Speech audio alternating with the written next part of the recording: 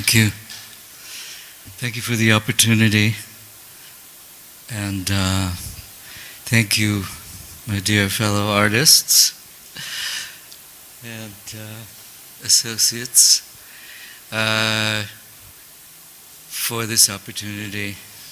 And thank you all for dear devotees and disciples and followers of Srila Prabhupada. Can you hear me okay? Now. Okay. What's going on while we're talking? Is a slideshow There's building up? paintings, mostly.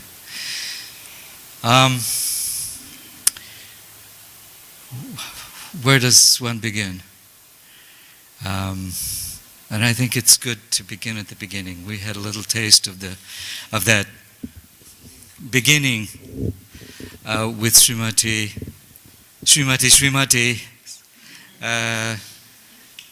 sharing such intimate pieces of transcendental art history. And it appears that from from the outset, that our beloved Srila Prabhupada had a full and unrestrained vision of how Krishna consciousness will be distributed in the Western world. And a big part of that vision, as it revealed itself eventually, was this idea of cultural penetration or cultural expansion. One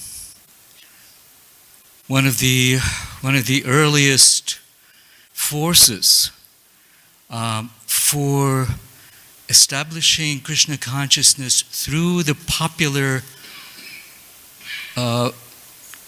artistic venues was Srila Prabhupada's own Guru Maharaj, Srila Bhaktisiddhanta Saraswati Prabhupada, who was the champion of, who was sort of the next proliferator of Gaudiya Vaishnava culture in the world after Srila Bhaktivinoda Thakur, who had planted the seeds in Bengal and indeed all over the world by sending his own writing to various learning establishments. McGill University was one of them, which was my hometown. Bhaktisiddhanta Saraswati had a vision, and that vision was that people should experience Krishna consciousness in their everyday life, and not just peripherally but deeply. And he had instructed Srila Prabhupada to specifically engage the Western world, the America and the Western culture, to bring this treasure that has been left for us by Chaitanya Mahaprabhu and his 6 most intimate apostles and followers, the 6 Goswamis, who were all great personalities, kings, ministers, poets, scholars, but who had, on Mahaprabhu's instruction, left us a culture. They created a culture of the highest devotional life. And that culture was distributed in Bengal primarily because the Bengalis, because Mahaprabhu had appeared there in Bengal, and most of the Goswamis had come from Bengal. And Bengalis eventually took up the culture of bhakti and kirtan, especially as their all in all. And to this day, it remains so. But now, with the help of the international community of devotees that Srila Prabhupada had manifest, it is now becoming a force that will that cannot be extinguished. So these ideas of proliferating a culture to the everyday, to engage the everyday people, not scholars and philosophers and meditators and yogis, who can certainly appreciate the greatness of Krishna conscious reality. But everyone, ordinary people. So Bhaktisiddhanta Saraswati, Prabhupada's Gurudev, he had conceived of this, what he called theistic exhibitions.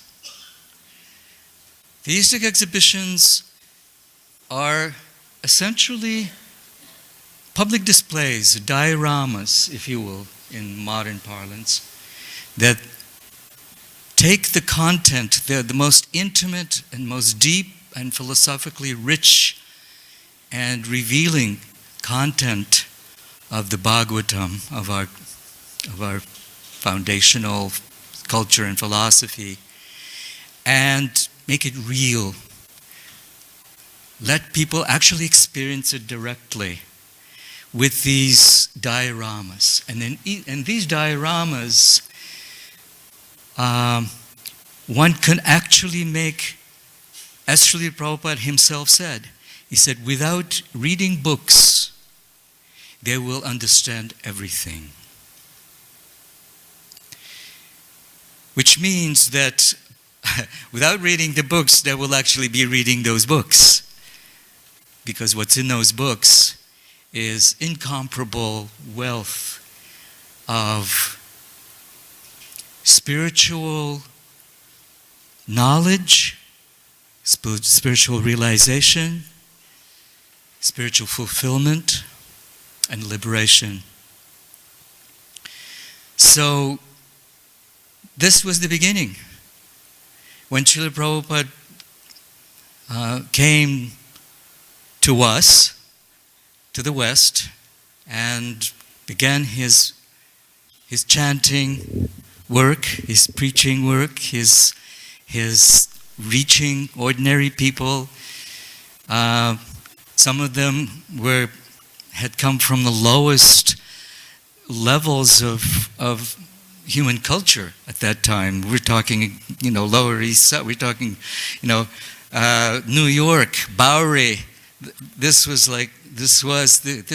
where Prabhupada went to the most needy and gave them the highest, and they received it, and they became the highest.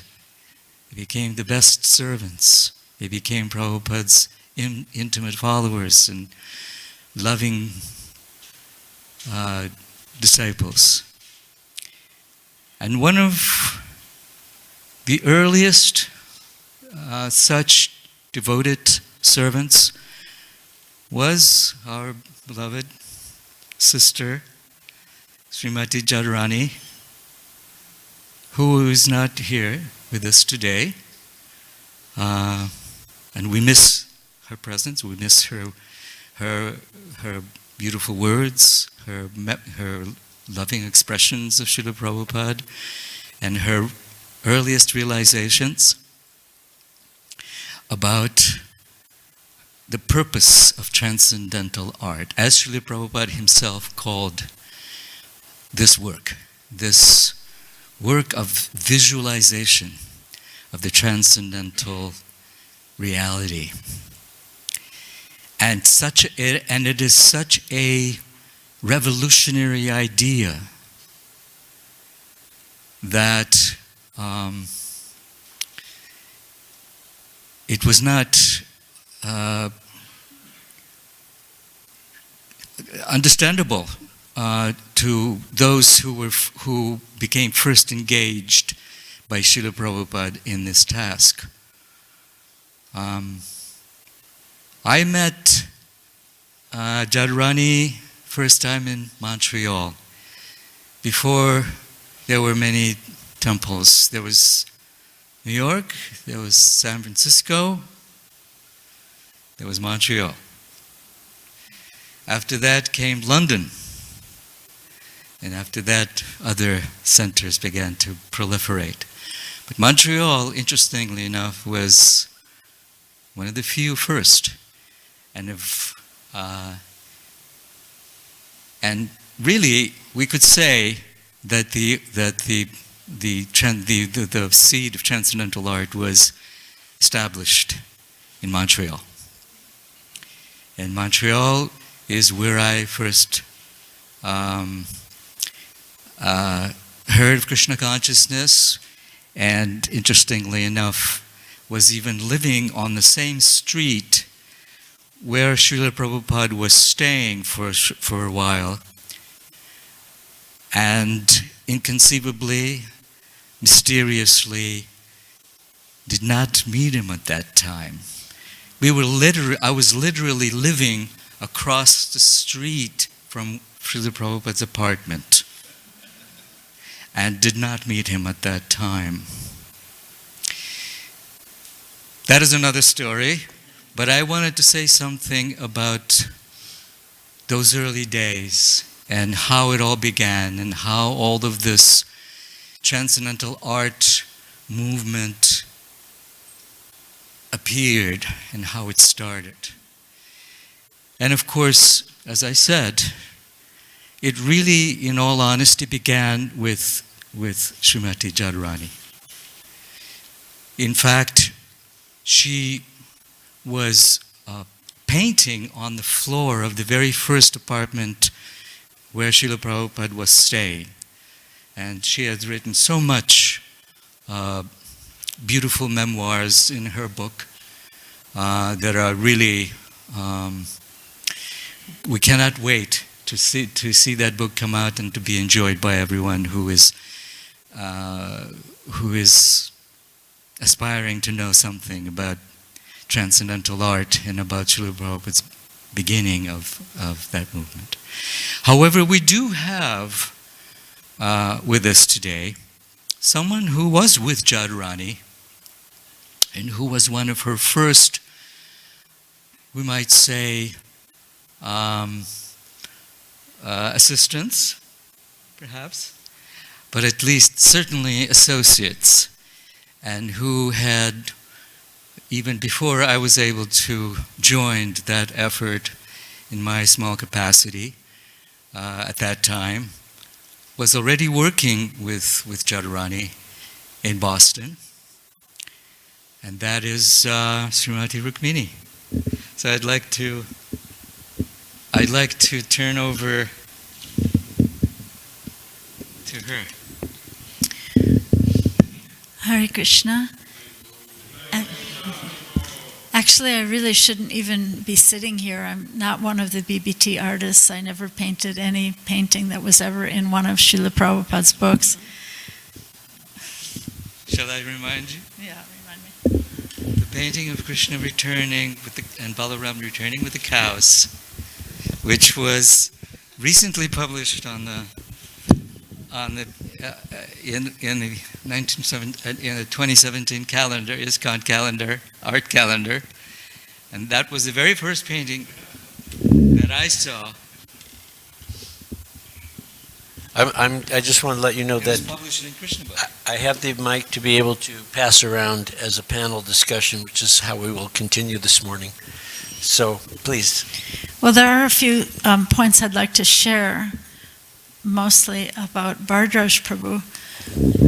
Once I saw a letter from Srila Prabhupada, and as I remember, it was from December of 1968. And Srila Prabhupada wrote in this letter that very soon I will be requiring the services of a very quick and expert artist. And when did you join? When did you come to the temple? Just a few months after, right? So just a very, very short time after Prabhupada wrote that letter, Bhardraj Prabhu came and joined the temple in Montreal. So I always found that to be very sublimely mystical. It was very, very beautiful. Almost like Prabhupada putting out his request to Krishna and Krishna fulfilling and sending a very quick and expert artist. And another story I think is very nice. I was just reminded of this by what Rameshwar Prabhu was saying about which of the 9 processes of devotional service are these artists performing. So I was remembering this must have been about maybe 1970 in New York. So this was a time when everyone was being inspired to go preach, preach, preach. Everyone had to go preach and travel and do some preaching somewhere. And Srila Prabhupada was pushing this mood in a very powerful way.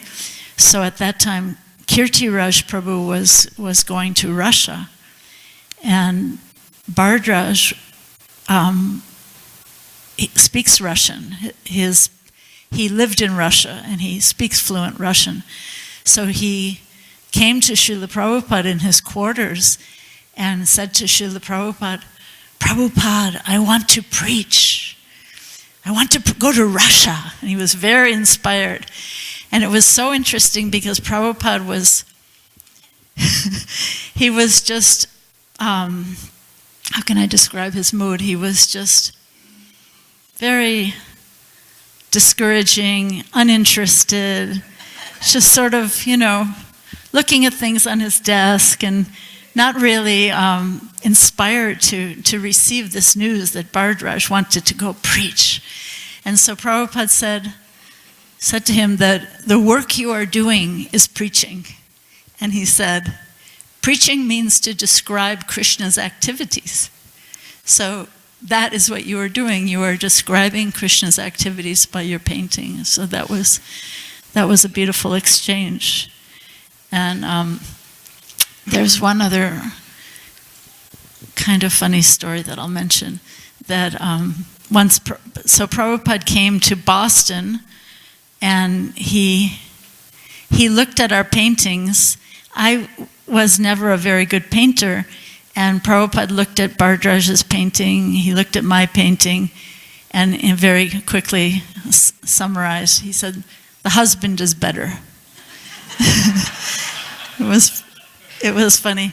And then what was even more funny was then, it was true though, but what was really funny was then about 2 years later when we were in Mayapur working on these putal, this doll project, the diorama project, or the vigraha as Srimati described. So somehow or other, by working and reworking, I did come up with quite a good Radha and Krishna dancing together, Krishna playing the flute, Radha dancing with him. And Bhardraj had done a Lord Chaitanya fainting in front of Lord Jagannath, in front of the Jagannath deities in Puri. So somehow or other, so Prabhupada looked at mine. He was walking through this exhibition, and he looked at mine. And this was, remember, must have been 2 years later. So he looked at mine, and he looked at the one Bhardraj had done, and he said, the wife is better. It was so funny. It was just like he just picked it up from a moment before. It was so funny. I'll let someone else have the mic. Maybe I'll remember. Well, as long as we're okay. Go ahead. Well, I really wanted you to share a little bit about your first experience working with Jadharani in Boston, because I never really heard that part, and it would be so. I mean, I don't know. I think it's an important time to mention. How did it begin? Because you were there at the very beginning. Jadharani was just beginning to paint for the book, for Krishna book. Well, we were all living in one apartment together. It was a one-bedroom apartment with a kitchen, and Satsvarupa and Jadharani had just gotten married. So I remember my bedroom was the kitchen, which was, and then we were painting in the other room. And I'd say it was a very difficult time. I think it was, to really be quite honest, I think it was difficult for Jadharani, it was difficult for all of us. Jadharani had been instructed by Srila Prabhupada to paint, and she was very diligent to be painting all day long. And Satsvarupa was doing most everything else. He was doing Harinam Sankirtan. He was leading the Mangalarti in the morning. He also had his instructions to be editing Srila Prabhupada's books that he was doing at night. Sometimes on Harinam Sankirtan, people would throw tomatoes at us and that kind of thing. It was a very difficult time. Where is Rameshwar Prabhu? I don't see him. Rameshwar Prabhu, I think... Oh, there you are. Okay. So as he said, sometimes in a building with no heat, I remember, here we are living in Boston. We're very poor. The temple had no car, no heat. So Boston in the winter, at one point, the heating failed. So the whole neighborhood was full of students from different colleges in Boston, and they all went home to mom and dad, and there we were, and painting, and the apartment was actually freezing. So as he described it, trying to paint with gloves or mittens on your fingers, but painting nonetheless. It was a difficult time, and I think relationships were very difficult, and Prabhupada's instructions were paramount for people. So we were just very new at everything, and I think we were just trying. Let me pass the mic. I don't know if I can hold it. Okay. This one loud enough? Just because we're mentioning Jadharani and she has the big book, so we have some excerpts, which is solid nectar, a lot of it. Some stuff is... Aim that mic more right at you. That mic's louder, you know?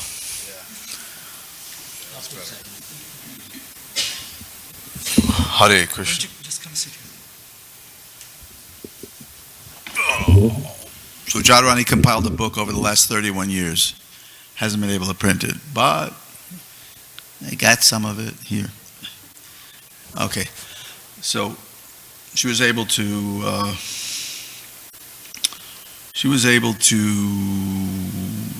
after talk about the marathon, for instance. This was a high point. We're not going to do things chronologically or else we'll go crazy here. But in 75, that Prabhupada came here, and he demanded that all of his books, which were backed up, there were 17 books backed up. He said, why I'm translating all these books? And he was going on about this problem, and he wanted the books printed. So Rameshwar knows and Radha they proposed that Prabhupada, we could do how many books in a month? One. Then they said we could maybe do two. So on the morning walk, Prabhupada said, no, I want all, he should tell it better, but I want all of them in 2 months. And they said, Rameshwar said, that's impossible. Famous pastime. And what did Prabhupada say? Impossible is a word in a fool's dictionary. So people, according to Jadharani's account, which she probably got from, if I keep losing this, from you, everyone on the walk was looking at you and Radha Baba like, it's written in the book. So, okay, now what are you going to do? So they were scrambling. And I just want to throw in a backstory here, because I was in Mayapur. I went to Vrindavan in 75, and it was like a done deal that I was nobody, but I was supposed to stay in Mayapur, being nobody, and paint. So when I got to Vrindavan, Prabhupada said I should go back to the West. And then Jayapataka asked Prabhupada, why is he going to go to the West? He's supposed to go to Mayapur and paint the whole stuff to paint there. And Prabhupada said, well, you could paint there, the same thing, just paint there. So, in other words, Prabhupada was so pragmatic. Before this marathon, he was kind of like lining stuff up. That's what I'm trying to say. Lining stuff up. And as insignificant as I actually feel, which doesn't show, but so when I got here, before the marathon kicked in, it was funny, just to tell, people like anecdotes, right? So I came in to town, and Jadharani was painting up there in that corner building, and I walked in, and she had a photo of one of my paintings of Prabhupada. It's up there that used to be on the Vasan. This is Prabhupada. And it was black and white. And I said, oh, why do you have that? And she said, oh, it's a mystery artist. So this shows you how easily things are forgotten. Nobody knew that I painted it, even though it was only been like 4 years before. But nobody in the whole LA, she was a mystery. She wanted to get more artists. I said, well, I did it. Okay, there's the mystery. So,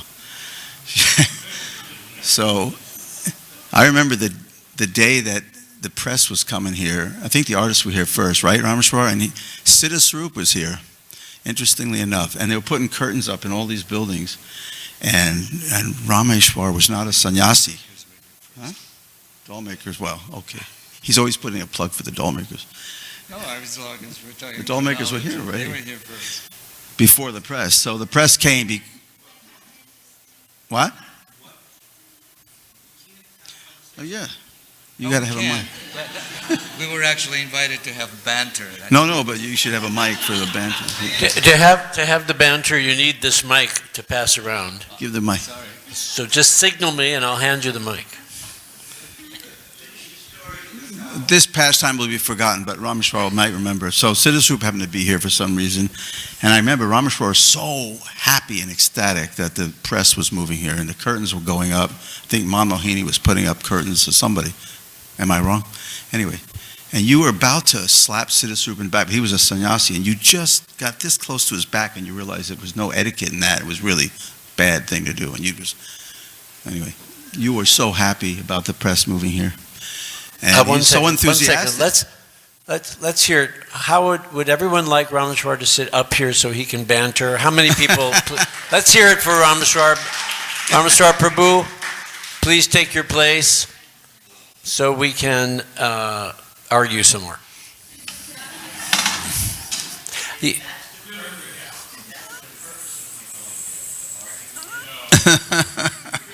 Last night we had a meeting with the artists and Rameshwar, myself, and I'm sorry I didn't record it because there are different points of view, which we'll get into later, about various aspects of art, of transcendental art, and of Prabhupada's instructions related to that art. And I'm looking forward to either maybe later today or tomorrow to bringing up some of those topics so you can enjoy the same kind of banter that I saw last night. It was a very beautiful thing. I hope not. Anyway. His art is called Pushkarian art by me. Right. Because it's unique. Not that good, but it's, as Bhardraj would say, it looks good from far, but it's far from good. I just want to say, Jadharani told me one time when Bhardraj came to the art department, and either it was in written or she told Prabhupada, she said, this boy, Bhardraj, he's really such a good artist. And Prabhupada said, he will perform many miracles. Was that a red? Oh, you don't even know about it. He will perform many miracles. So, yeah, that is enhancing what Rukmini said about someone will come soon who can do quickly. And she was pretty impressed and told Prabhupada, well, this boy is really, something. He will perform many miracles. This was Prabhupada's statement, at least from Jadharani. She's not here, but at least I have it in my head. As far as the artists enhancing the books, when the Srimad Bhagavatam came out, first canto, first volume, from Dynapan in Henry Street, where I was sitting next to Prabhupada, and he was leafing through the pictures, and he said, "I think the painters are the best book distributors." Like that. So anyone tries to get me out on book distribution, you better meditate on that. May I add one thing? Yeah. Did you got mine? I want to just add one thing. I alluded to it before, but it's really important to understand this, that when Prabhupada assembled these artists, when they were awakening to just becoming devotees, and maybe the Supreme Lord in their heart, or Srila Bhaktisiddhanta was sending them to assist Prabhupada, whatever it was, they didn't have, if they were from the past devotees, they didn't have that remembrance, because every single aspect of what does Krishna look like, what does Vrindavan look like, what does Lord Vishnu look like, what does any demigod look like, what do their halls look like, what does any of these pastimes, you need to have that detailed information to paint. And they didn't have any of it. And nor did they know whether any of the Indian prints were even bona fide or not. You know, you can go to some store and buy some Indian print, and you had no idea if it was even bona fide. So, for each painting, or each volume of a book, there were probably like 10 or 20 questions that were sent to Srila Prabhupada. One of the reasons that it took a while for books to come out was there was this process that you get the manuscript, then you have to read it to try to select what portions of that volume. Prabhupada wanted each book to be 400 pages. So what portion of this manuscript lends itself to being the most dramatic that you could present visually? So once the artists figured out what the pastime they wanted to illustrate was going to be, then came all the questions, which had to be written down and mailed to Srila Prabhupada, which took 2-3 weeks in the mail in those days. And then, when the letter arrived... We'd be finished with the painting most of the time, before we got the answer. But seriously, when the letter arrived... Well, listen, I really need to know this. They didn't know how to paint the soul. Bhagavad Gita is the soul's... We know the soul is a person. We know the soul has a spiritual body. How do you want us to paint the soul, Srila Prabhupada? I mean, every single question had to go to Prabhupada. They're his books. These are going to be extensions of his vision. It's going to be how he wants it to be, not how someone's imagination is going to want it to be. So every single detail, especially in the beginning, Prabhupada was getting questions and questions, and no matter what it was, life on a different planet, life on Brahmaloka, the pastimes of Indra, what his court looked like, what's anything. What do the hellish planets look like? What is Vishnu Loka? What is the realm of Sita and Ram look like? Whatever you asked Srila Prabhupada, and this is one of the amazing characteristics of Prabhupada. He knows everything about everything. He didn't have to say, I'll get back to you, let me do some research. He instantly, as the questions were being asked, he would dictate the answers. Yes, this one has a mustache. No, this one has a beard. No, this one is this age. No, this one is that age. He would just know everything. This is where this pastime took place, and you should make the hall look like this. There wasn't one question that was ever asked of our Srila Prabhupada that he didn't instantly have the answer. It would be given to, and then it would be written out by the secretary, and another 2 weeks to get mailed back to wherever the artists were. So there was this whole process of getting questions and answers before the paintings could be finished.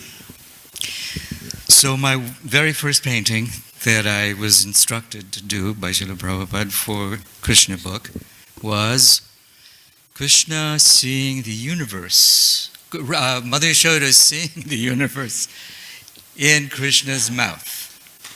So the whole story was there, and I was such a neophyte. I knew nothing.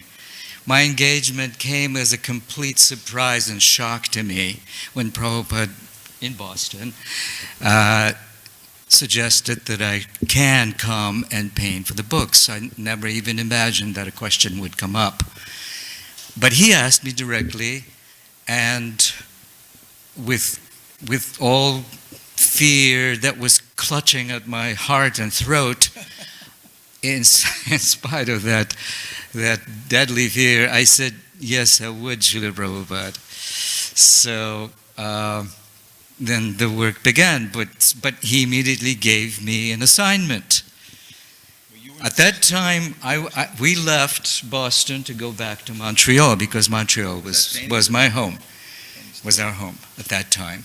So went back to Montreal and began to work on this painting.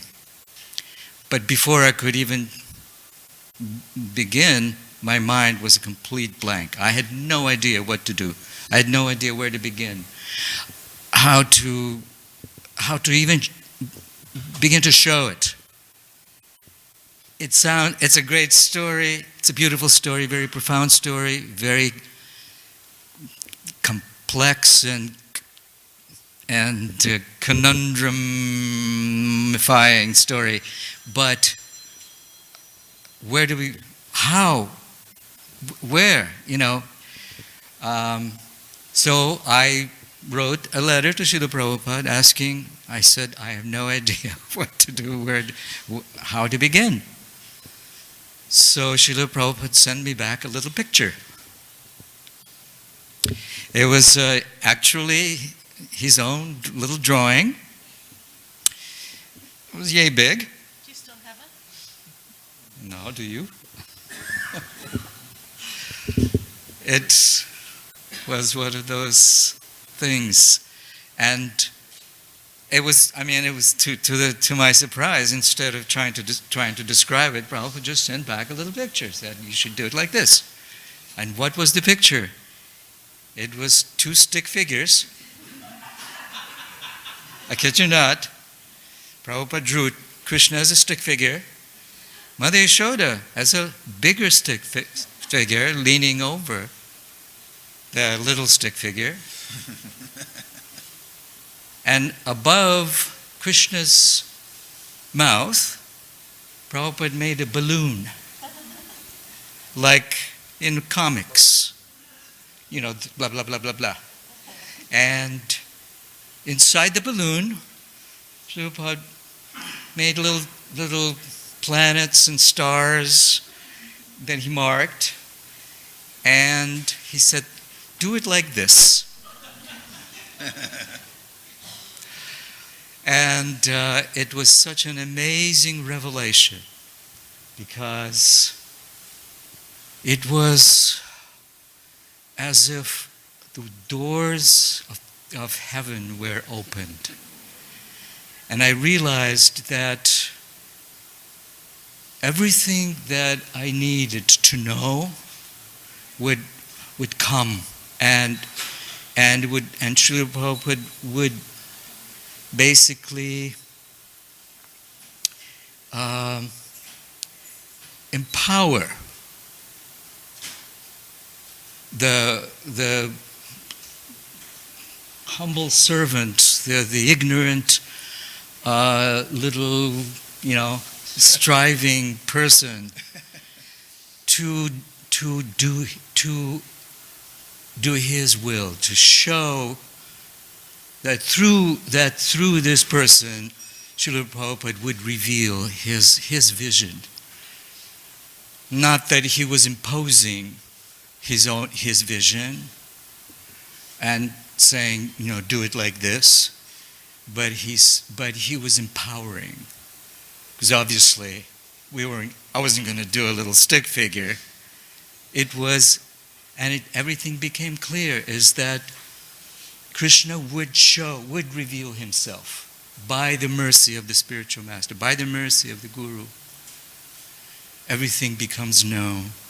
And from that point on, there was no fear, there was no hesitation.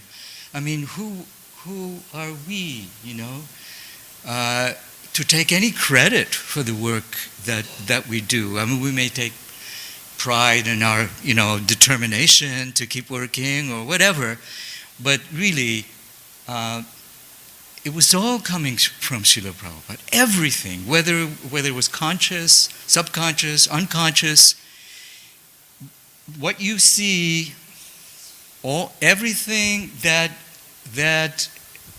it's some way or other. Whatever our own opinion of our own art is, whatever it is, however it comes out, just please believe this most profound truth, that it is Srila Prabhupada's own vision. He is working through his loving disciples. So we have a very interesting pastime to describe from Mother Dear. I keep calling you Mother Dear, I'm sorry. Okay, Yes. I'm going to clarify. Okay, to clarify, Hare Krishna. To clarify, my name is Juriga Dira Lalita Dasi. Thank you. Okay. So, I saw Srila Prabhupada for the first time in Paris. I'm French. Born We would French. not know that. But I could be Quebecoise. He made a very great impression on me. Actually, the reason why I became a BBT artist is because he ordered me to paint for the movement. That is a word he used, the movement.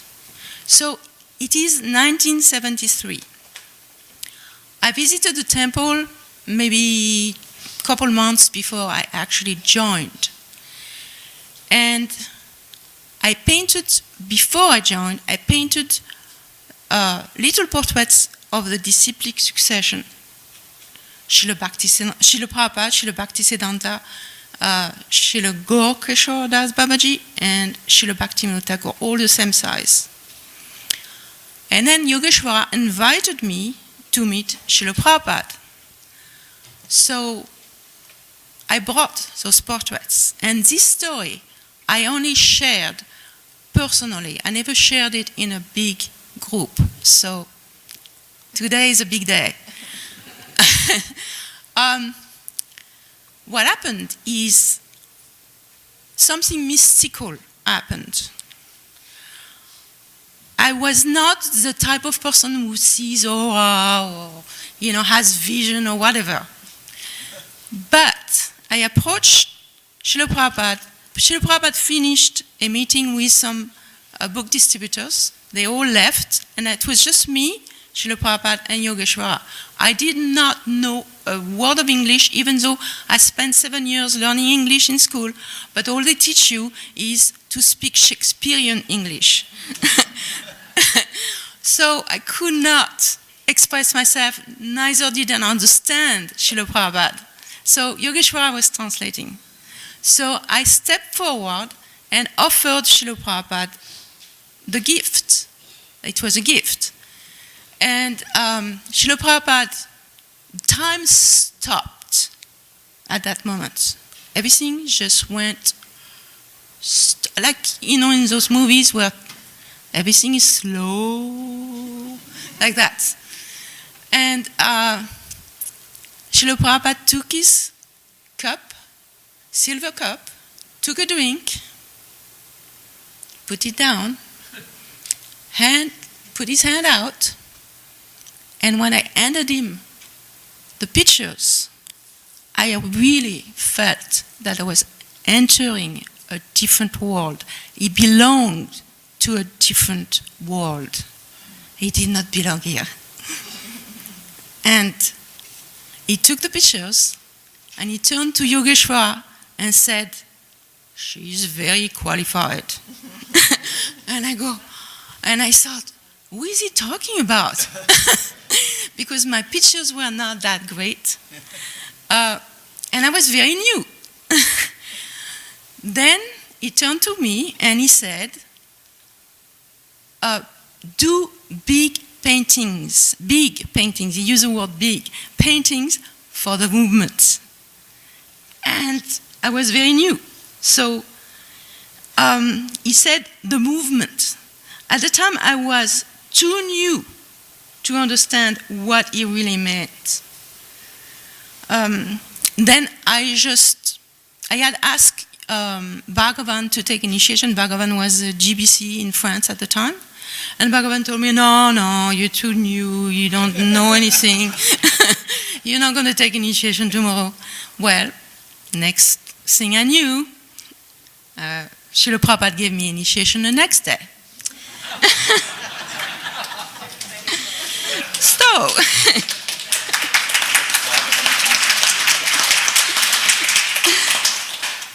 So at that time, the movement of Lord Chaitanya was sweeping all of us toward His divine grace, Srila Prabhupada. I took his instruction of painting very seriously. I did not rest until I ended up in Los Angeles. Actually, the artists were not in Los Angeles, in New York or Boston? They were in New York. New York, yeah. They were in New York doing the marathon for the Chaitanya Charitamrita. No, they were in LA. Marathon started in 75 for Chaitanya Charitamrita. Okay, well, okay. Yeah, I came in 1975 to Los Angeles, yeah. So, Just so you know, Prabhupada gave us this impossible order, and we said, Prabhupada, we think we can do it, but we have 3 conditions. I mean, it's like, just so you know.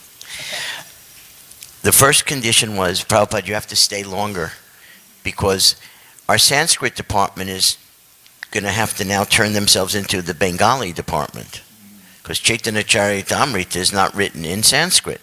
So they're going to have so many questions about Bengali word meanings. And so Prabhupada agreed, okay, I will do that. He stayed an extra week, and then he went back to traveling. Okay.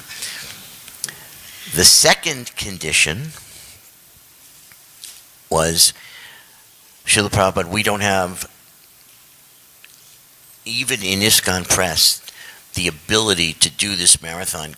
Can we have your blessing to write a letter to the temples of the world, there were now 100 temples at least, and ask those temples for 2 months, please, if you have an artist, send the artist. If you have a great typist, a composer, anyone that has any skilled photographer that we could use at the press, just send them to LA for 2 months.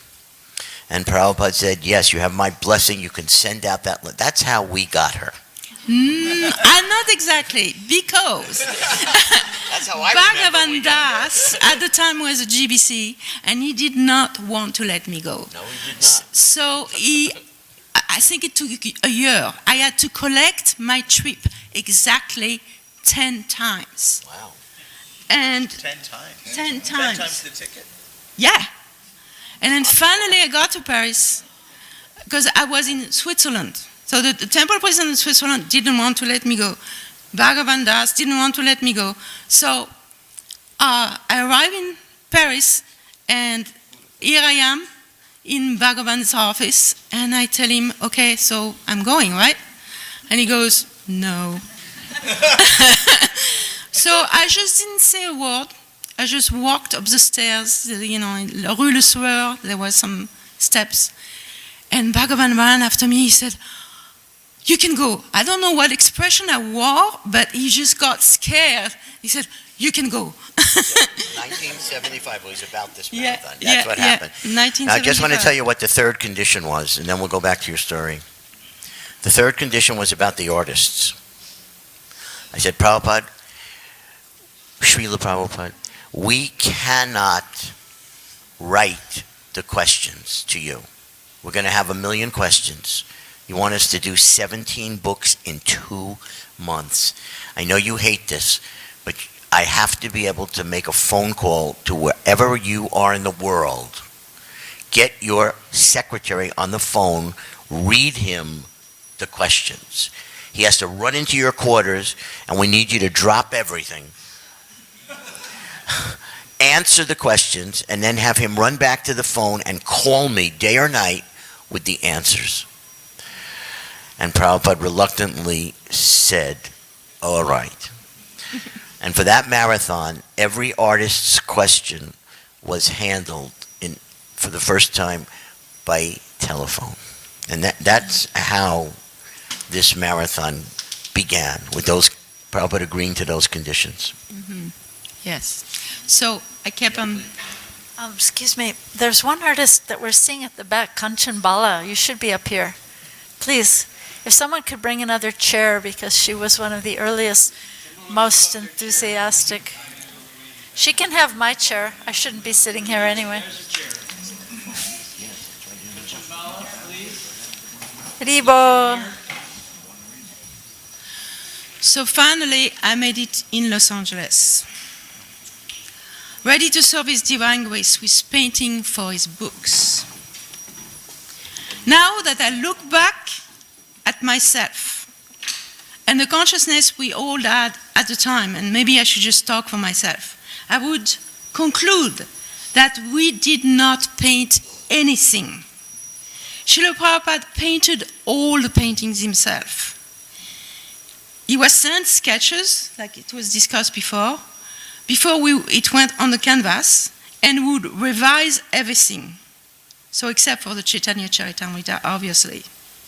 Sometimes even Rameshwar Das was amazed at Srila Prabhupada's wisdom. I remember how he was astonished that he knew, by example, that for the boat pulled by the fish avatar, Matsya, the animals were put there in seed forms. They were not packed pair by pair, like on Noah's Ark, but rather the seeds were collected by great munis and put into pots. How did he know that? Was Rameshwar's delighted question. He must be self-realized, he concluded.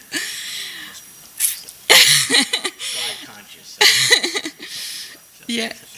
Srila Prabhupada knew this information from other scriptures, evidently, and not to take away from him, from his own realization, obviously. But even our leader was not very informed on these things. So myself and the other artists at the time, we also did not know much. As Srila Prabhupada would joke with some of his disciples, you're not in Maya. Sometimes you never got out of Maya. So how could we really paint those paintings? Without the potency of Srila Prabhupada, we would have never accomplished anything like that. Because it was a will of Krishna and Lord Chaitanya to spread the movement. Therefore, by the desire of his devotee, Srila Prabhupada, the paintings were painted. The books published. He gave the order, we just tried to fulfill it. But without Srila Prabhupada's grace, we could not do anything as wonderful as painting Krishna's pastimes. All the credit goes to his divine grace, and we should not proudly take credit. I would like to refer to Bhaktivinoda Thakur's Harinam Chintamani. In that book, the Tattva on Guru, the Acharya, has been dealt with very extensively. The Diksha Guru and Shiksha Guru are both servants of Lord Krishna. They are both residents of Raja, both manifestations of Lord Krishna's potency. Another quote, one should never think the spiritual master is an ordinary soul. Another quote, the spiritual master is the only captain of the ship to carry the fallen souls across the ocean and of repeated birth and death. End of quote by Srila Bhaktivinoda Thakur. So Srila Prabhupada preached a particular ideal to which we try to adhere to. He went to the West with so much earnestness to preach the doctrine of divine love. What he has done in a short time is is of great magnitude. We were just sadhakas, almost Vaishnav, but not quite, and trying to hold on to his instructions. We were attracted to him by our intuition, not by our accomplished knowledge of what was Krishna consciousness. What he gave us is invaluable and amazing. What we were able to accomplish as artists for the BBT was uncommon, solely due to his influence. And this influence continued after his departure from this material world. I remember one of the first paintings for the BBT I had to paint was, after he departed, was Narada instructing Vyasadeva. Prabhupada had left physically only. I had captured him in my heart as much as it's possible. So my technique to create this difficult painting was meditating on the subject with Srila Prabhupada in mind. The painting was difficult. Why? Because it was static. There was no action in it. Two munis sitting together and speaking. And Srila Vyasadeva himself is described as ugly and bluish. How can I paint an ugly muni with a blue complexion? Who was represented as a dignified person? Because I could not just paint an ugly person with a bluish complexion. It had to be very dignified, representing Srila Vyasadeva. So I used a compositional trick based on the golden section. The painting looked quite magical that way. And I acquired two Indian models, one young and old, for Narada and Vyas. When the painting was approved by the devotees, this was a confirmation for me that Srila Prabhupada was still kindly walking through me. How do we know that our service is accepted by Sri Krishna? We know simply by the pleasure of the senior devotees or advanced Vaishnavas. Darkness falls when Guru leaves. Guru means he who dispels the darkness, who is so heavy that he cannot be moved by any proposal. He is so well established that no offer of any other alternative knowledge or proposal can move him from his position. This is exactly the definition of my spiritual master, A.C. Bhaktivedanta Swami Prabhupada. Hare Krishna. Thank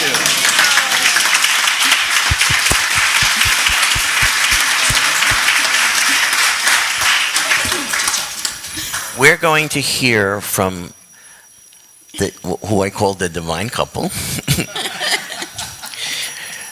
They both have different histories, but they are both so empowered in painting. And perhaps we'll hear something about what it feels like to have that current coming from Srila Prabhupada, passing into you and empowering you to do something impossible. Come on. Okay, Ram, go ahead. You start. I think use that mic. Yes. Oh, yeah, yes. yes, true. Okay, you hold that. That's a better one. I want to hear about that. She joined before me, so. Oh, Yeah. Chaitanya Charitamrita. The beginning? Well, actually, you should speak about Jadharani. Okay, of course. Yes. Yeah, okay. All right. So, I first met the devotees in New York. I'm from New York. A little just a slight little background. I went to an art school, but before you had to apply high school, and you had to be accepted. So I prayed to God that if He let me go to this school, I'd do whatever He wanted. Literally, I really did. What happened? It's exactly what happened. And I was 15 when I made the prayer. And then I guess Krishna called his card and he said, okay, you made a promise. So it was actually in high school where I met the devotees. I'd seen the devotees in the street. I was not at all interested, at all. They were odd, weird. I was not. But Krishna came into the school, and one of my, actually they weren't even my friends because they were kind of weird too. It was such a rush. He had been going to the temple, so he focused, he worked on me there. And eventually I went to Henry Street Temple, and of course they brought me to Jadharani to connect with her. And that was wonderful. I was mystified by the paintings. I loved them. There was one room in the Henry Street Temple. It was called the gallery, and it was just the paintings. What year? This is 1974. So I'm You're about 16? yeah. Getting the crown. Yes. So little by little, I crossed over to the other side, and but I was still in high school, so I had to wait.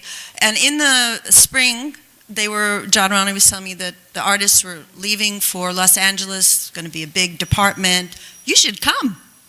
I went, okay.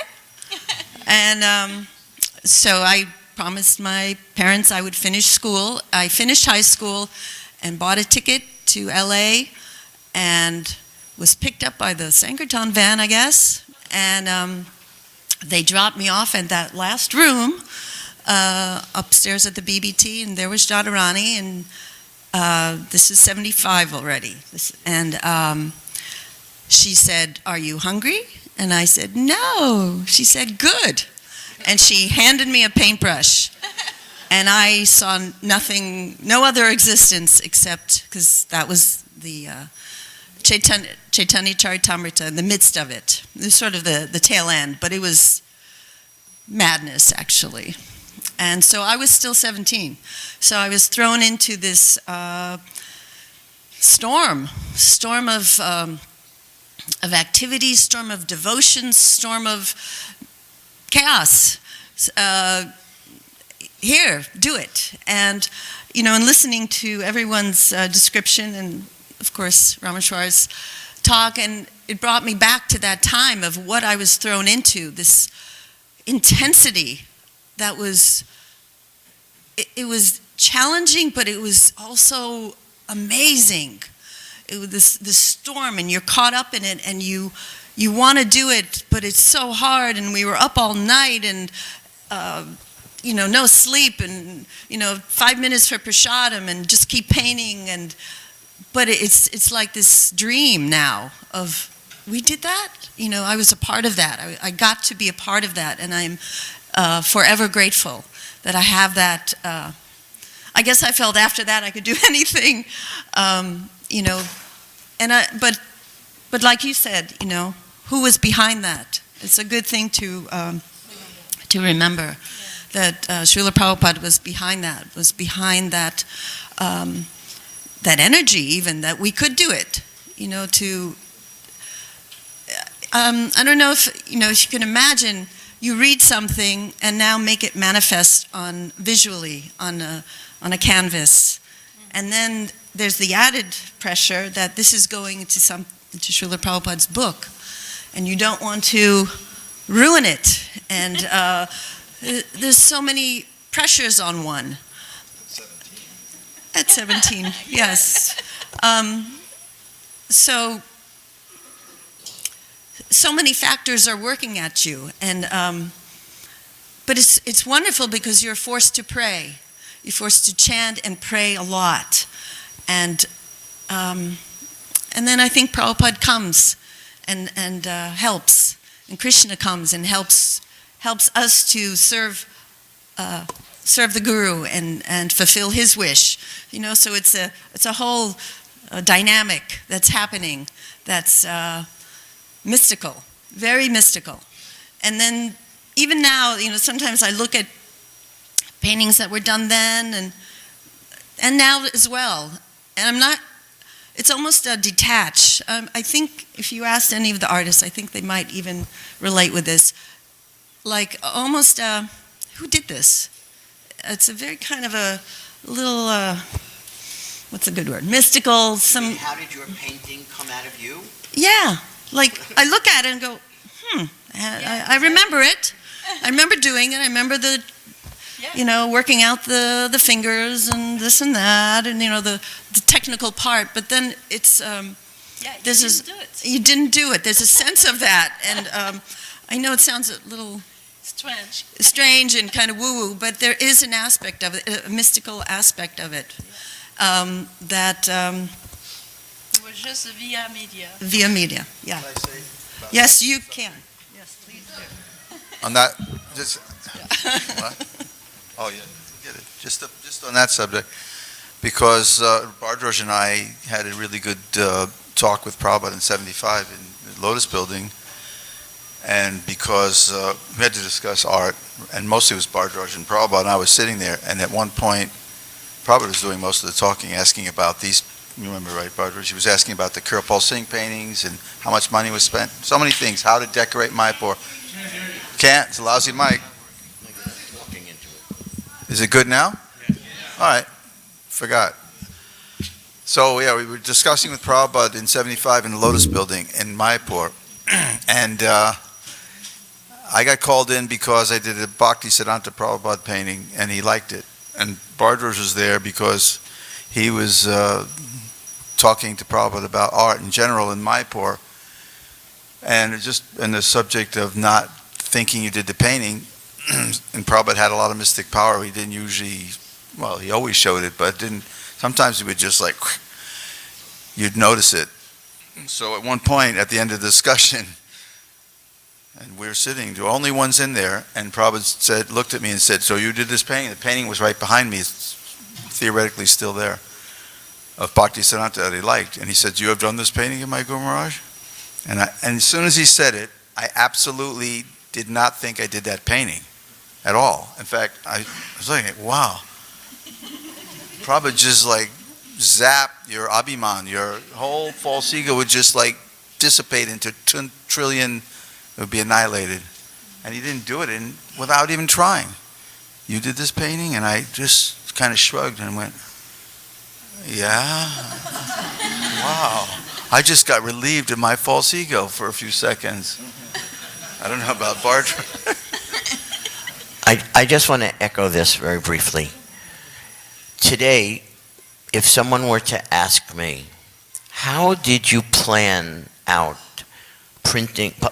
getting published 17 books in 2 months?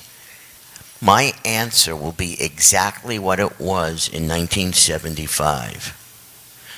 It's impossible. If I think back at how we did it, I can only tell you that how the abilities and the ideas and what the devotees did, how did that come about? It's not possible. It's not from us. It came from above. I know on that morning walk, when I had to choose, am I going to believe in, do I have faith in Prabhupada's words? Do I even have faith? I mean, it was such a existentially fundamental moment in my life. And I just said, yes, I mean, only a fool says there's something impossible. I mean, planets are floating perfectly. I mean, of course, God can do anything. So the minute I thought that way, ideas and things that are way beyond me started flooding into my brain. And everyone in that marathon had that experience, that there were powers that were going on that were outside of us, going through us. We were being used.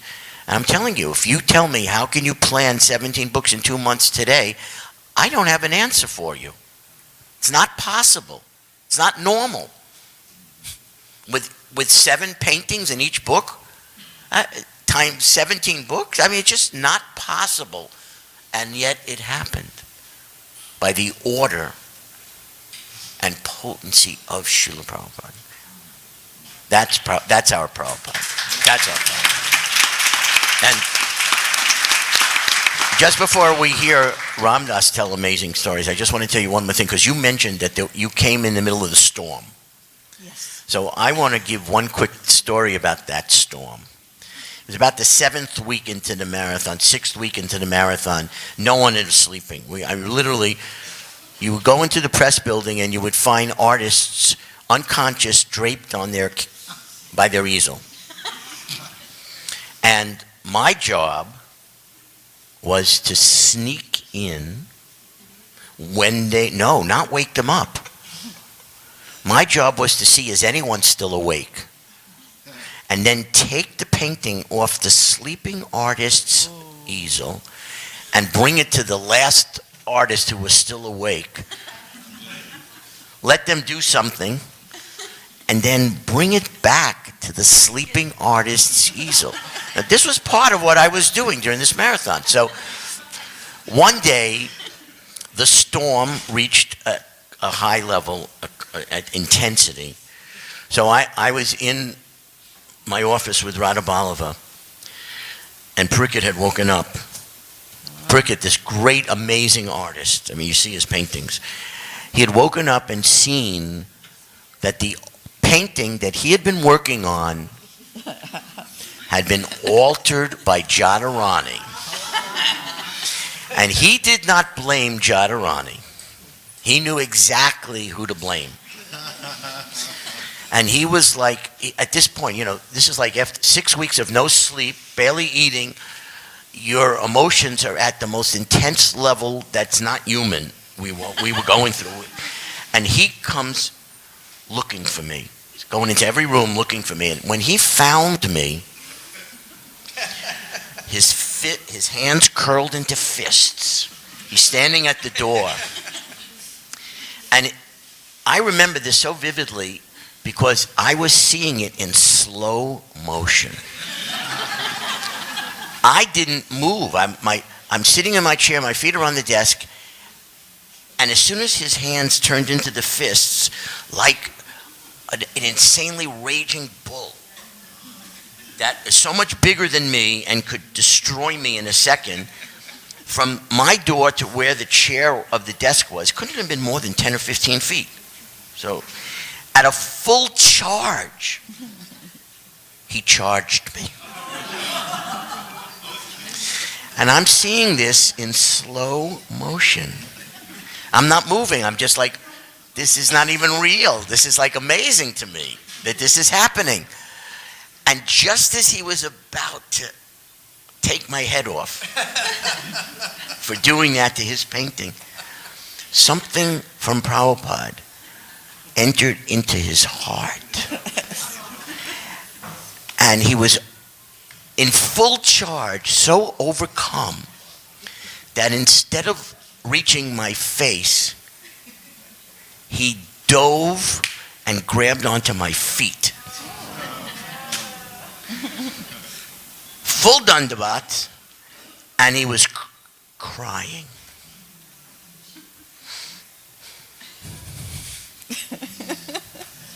And I started crying. And I was just overwhelmed, and we both we're standing up, we're hugging each other, we're so emotional. It was of ecstasy. This is ecstatic exchange of the ghastly rasa, whatever rasa you want to call it, from the nectar of devotion. We didn't say a word to each other because it was all in our heart. It was all being communicated by Prabhupada. And after we finished hugging and crying, he just went back to work. That was the storm that Trudy was talking about.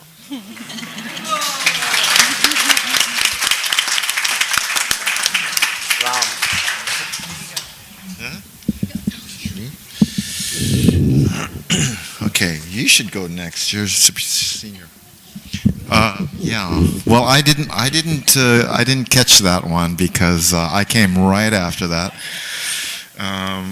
But I have to say that all the talk about the mystical part of it is very, very true for me because I didn't come. I graduated with art degree and then kind of fell out of it and was feeling a little lost and wanted to find myself, and I had no idea of the movement at all.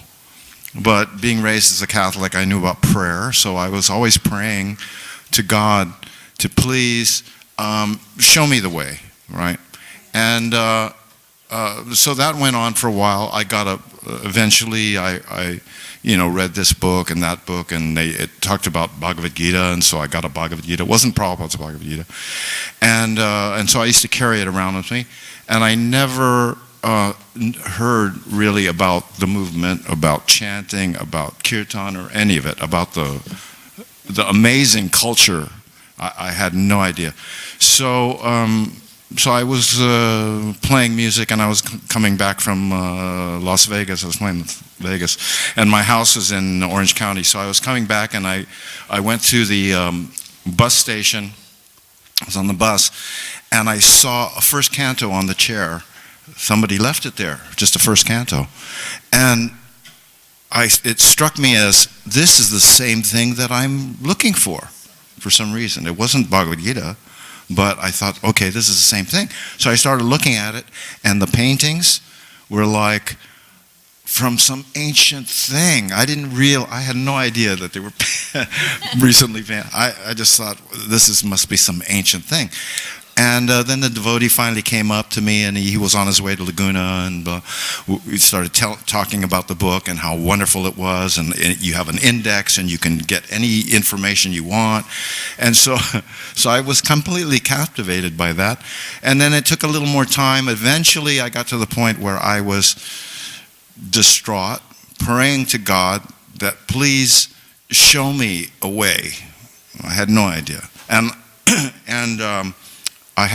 somebody gave me a Back to Godhead magazine, and it had the ad for join the bus program.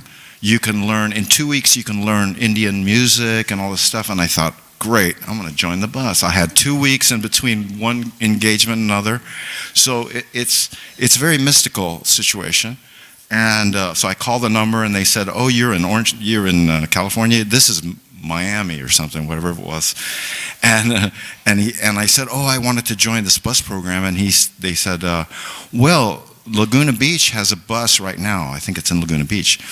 And so I called the Laguna Beach temple, and they said, oh, the bus just left. But the temple is the same as the bus. So I thought, this is a sign. I have to go to Laguna Beach.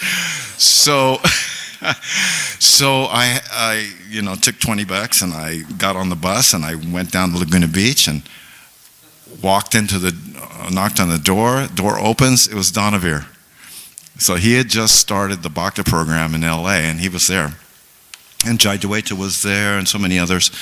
So I decided, okay, I'm going to stay. I had a house and everything, but I thought, okay, I'll just stay for a couple weeks and see what happens. And that led to seeing the deities, and I was thinking, okay, am I nuts? This is God on the floor here with brass deities. And then I thought, God is everywhere. Why, if this is authorized, if that's God, then maybe it's God, So it was very mystical for me. So I accepted all that, but I was imagining that it was going to be bare walls and brown rice. That's all I was expecting. And little by little, I'd get some prasadam. It was like, oh my God, this is amazing. And then by the time the Sunday feast came, I was completely blown away. And then Tulsidas, they sent a van to pick me up because they didn't want me to get contaminated down there. I think there was something going on there. So they sent me to LA, Bhakta program, right? So I was in the Bhakta program. As soon they were showing me the white building up here, used to be the ashram, and we're walking. Donavir's taking me to, showing me the showers and everything, and then we open the door, and there's Pushkar. Now Pushkar, if you know Pushkar, he's like hearsay personified. He knows all the stories, right? So as soon as I open the door, Pushkar says, "Hey, aren't you the guy that has a degree in art?" How does he know that, you know? So Donavir's like, "Get away, you know, he's mine, you know, he's gonna be a new bhakta, blah, blah, blah." Okay, so a week went by, and it was a Sunday feast again. It was a Sunday feast, and I'm taking prasadam, and Pushkar comes up to me, and he says, "Okay, now nobody's watching you. Let's go, and I want to show you the art department." So he took me across the street. Okay, I saw Parikit's painting, Ranchor in the middle, Muralidhar at the other end. Then we went to the other side, saw his painting, and Pandu and Charahasa, and okay. And Pushkar was saying, "You have to be here. You have to join the art department." And I said, "Well, I'm a new bhakta. I can't, you know. You have to ask my authority, you know." And so he said, "Tomorrow we're going to go see Rameshwar." Right? You remember this? So Monday morning, japa time. He comes up to me, takes me up to Rameshwar, says, "This boy has a degree in art. He needs to be in the art department." And what did you say? You said, "Even if Rembrandt came, he would be in the Bhakta program." And I accepted. I thought, this is true. This is what I want. I don't want some external thing happening. I want this internal. God is sending me this message, right? So I went back to the art, and then they started letting me go up for 1 hour a day, and you know, paint a little bit by little bit. And anyway, I just had to tell you this story because this is the mystical side of it that I see. It's actually Krishna working, Prabhupada working through us. This is what it is. Yeah. What year did you and Dridi get married? Oh, here's another story. This is a very political story, actually, because I don't tell the whole story. No, it's a bit. No, I just asked what year you got married. I'm sorry. It's a good story. Anyway, yeah, it was in '79. No, because there's a mystical part to this marriage that they had. It was very mystical. The priest was compelled to, when you accept, you know, when you say the vows? So what year was it? You were the priest. Yes, he was the priest. It was a Sunday feast. It was a Sunday feast. There were like 7 couples getting married all at the same time, big fire sacrifice. So he went around to everybody, your vows, your vow, your vow. When he came to us, he said, "And your vow is to never leave the BBT." So what happened was, he added that, yeah. But of course.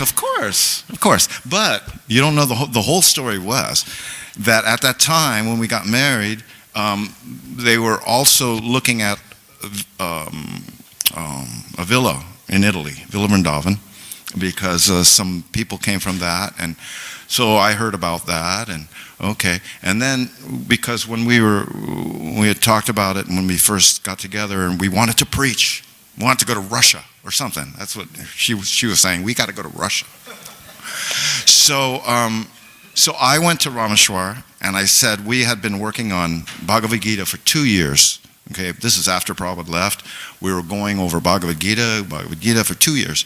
And I said, you know, we were on marathon after marathon after marathon for years. I said, now the artists need to go see real art. We need to go to the museums in Europe. So I talked him into letting us go. He doesn't know how. It's mystical. I'm telling you, it's mystical. So he let us all go. All the artists went in 79, 80. After we got married, we all went to Europe. Parikit, Muralidhar. He did. He was there in Villa Vrindavan. Anyway, we ended up in Villa Vrindavan, and painting for 11th canto, painting, I promised you, you don't remember this, if you let us go to Europe, we will paint you the best Das Avatar you ever saw. And that was the first painting we did when we got to Vrindavan. And it's funny how you were talking about how in the early days, with the austerities and everything, and I always hesitated about going to some place like that, of course. I heard about New Vrindavan, and I'm not going there. But then when we got to Vrindavan, it was the beginning of the temple there. So we ended up working in Bhagavan's quarter, ended up being Bhagavan's quarter, but at the time it was a completely blown out place. The windows were all broken, rain's coming through the window, and here we're painting Das Avatar. So, along the same lines, I got to experience that austerity, and what to do in that situation to satisfy Srila Rameshwar. Yes. And because Muralidhar didn't want to stay there, we donated him to New Vrindavan. Well, they all left when it got really cold. To paint for the palace. They all those left, paintings. They all left when it got really cold. But I remember just at that time they were starting to reprint all the books for all the different languages in Europe, and so I thought, this is my opportunity, because I had missed the boat on the first batch, and I thought, now we can bring up a standard of more paintings per volume, the paintings that he wanted per volume. Also Chaitanya Charitamrita to upgrade some of the work and fill in more pastimes. And so I thought, this is what I was meant for. And I talked to you on the phone, between you and Bhagavan, let us stay. We had already acquired 8 or 9 Italian artists, and we decided to have an art department there. So in the 6 years that we stayed there, because we came back in '86, I think our little department did 150 paintings. So Ram, I want to ask you, it's amazing. But I just want to ask you one last question before Mother Kanchan Bala speaks. Okay. The world hasn't labeled what the Hare Krishna movement art has done yet. But we all know historically that art changes the world. I mean, the Christian art completely changed the world when it came out. I mean, people started getting their concepts of heaven and hell and all of that from the art. And Prabhupada's vision for all of you was part of what he told me was cultural conquest. But there was something very special about what this art is supposed to do in this world, and I just wonder what you think about that. Well, I have a degree in art, so I studied a lot of art history, and I remember my teacher saying things about time and consensus. For example, some of the famous, most famous Van Gogh, most famous artists, in their time they were poor. They didn't sell one painting. He didn't sell one painting, and now it's worth the most. So out of time and consensus, what bubbles up to the top is the real classics, and I think that's what happens with our paintings also. In time and consensus, devotees in general, it bubbles up to the top. This is the painting everybody likes. You know what I mean? That's what happens. So now coming back to this, when I read letters, Prabhupada saying, paint Krishna real. He said, don't make him a laughing stock. Don't make cartoon. He said, you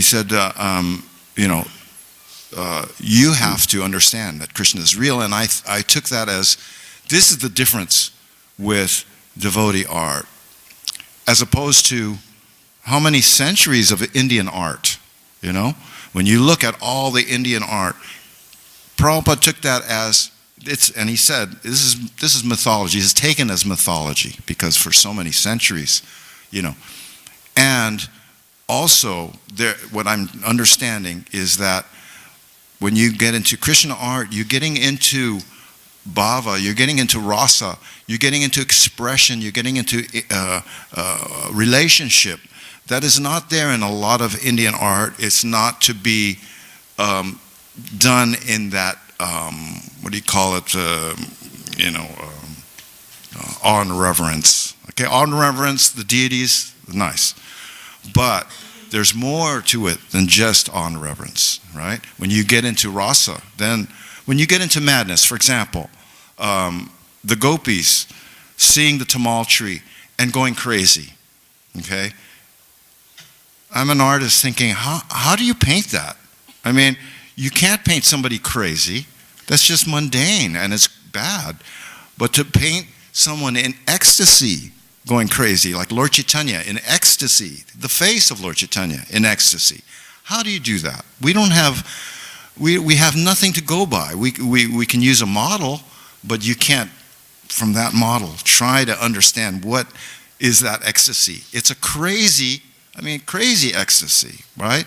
Lord Chaitanya is described as being crazy. He's rolling, his arms are coming apart. I mean, he's crazy, but he's in ecstasy. So that is what, to me, is the real goal, to express how Krishna is real. I mean, think about Prabhupada bringing Bhagavad Gita. How many Bhagavad Gitas? But he brings his Bhagavad Gita as it is because Krishna is real. Right? Now, for us to really imbibe that and understand that, it's not just painting a mundane person, it's painting Krishna as real, but as a real person, and all the pastimes as real. Sorry? It's something that the world has never seen. This blending of Indian teachings and Western-style realistic art. This has never been really done the way Prabhupada had you do it. Yeah, there's a story for that too, because in the time, years go by, we go back to Vrindavan, how many, 20 years goes by, and we see ISKCON paintings on billboards in Vrindavan. Now, come on, it's the land of Krishna pastimes and Govardhan Hill, and why do they take those paintings? Because they're different. They speak to people. Even the Indians are like, they praise those paintings. And I'm always wondering, all over India, yeah, and I always wonder, how is it that became so iconic for, we're Americans, we're not Indians. How did that happen? So this is Prabhupada's greatness.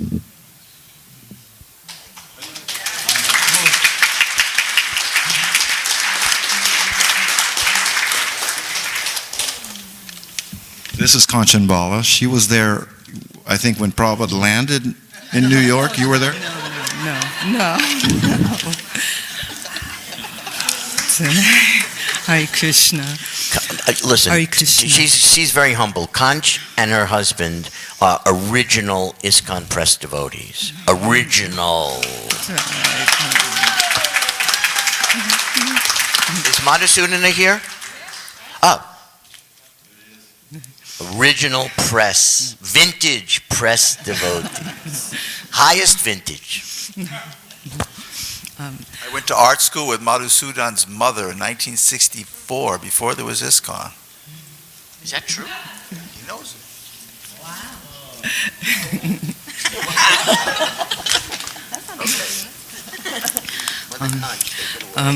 Well, after I was initiated, I was still living at home, and I was going to high school, and I was so ecstatic to be initiated. I was 16 years old, and a month or two later, I really wanted to do a painting for Srila Prabhupada.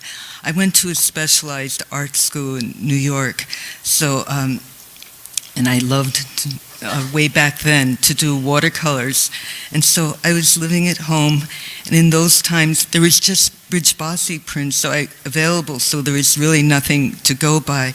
So there was one print I I decided to use a print to use as a reference and did a watercolor painting of Krishna.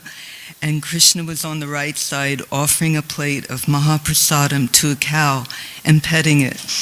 I heard Ray Rama Prabhu was going out to San Francisco to meet with Srila Prabhupada. And that time it was a small kind of a beginning of a press. It was in 1968, around January, February, and it was kind of everything. The Back to Godheads were black and white, stapled together, mimeographed. And anyway, I finished the painting and I got glass and I was trying to get it all together to give to Ray Rama. And I bought a wooden frame. In those days, there was no Aaron Brothers or Michaels back then. And I painted the frame gold. Before Ray Rama left, I gave him the painting to give to His Divine Grace.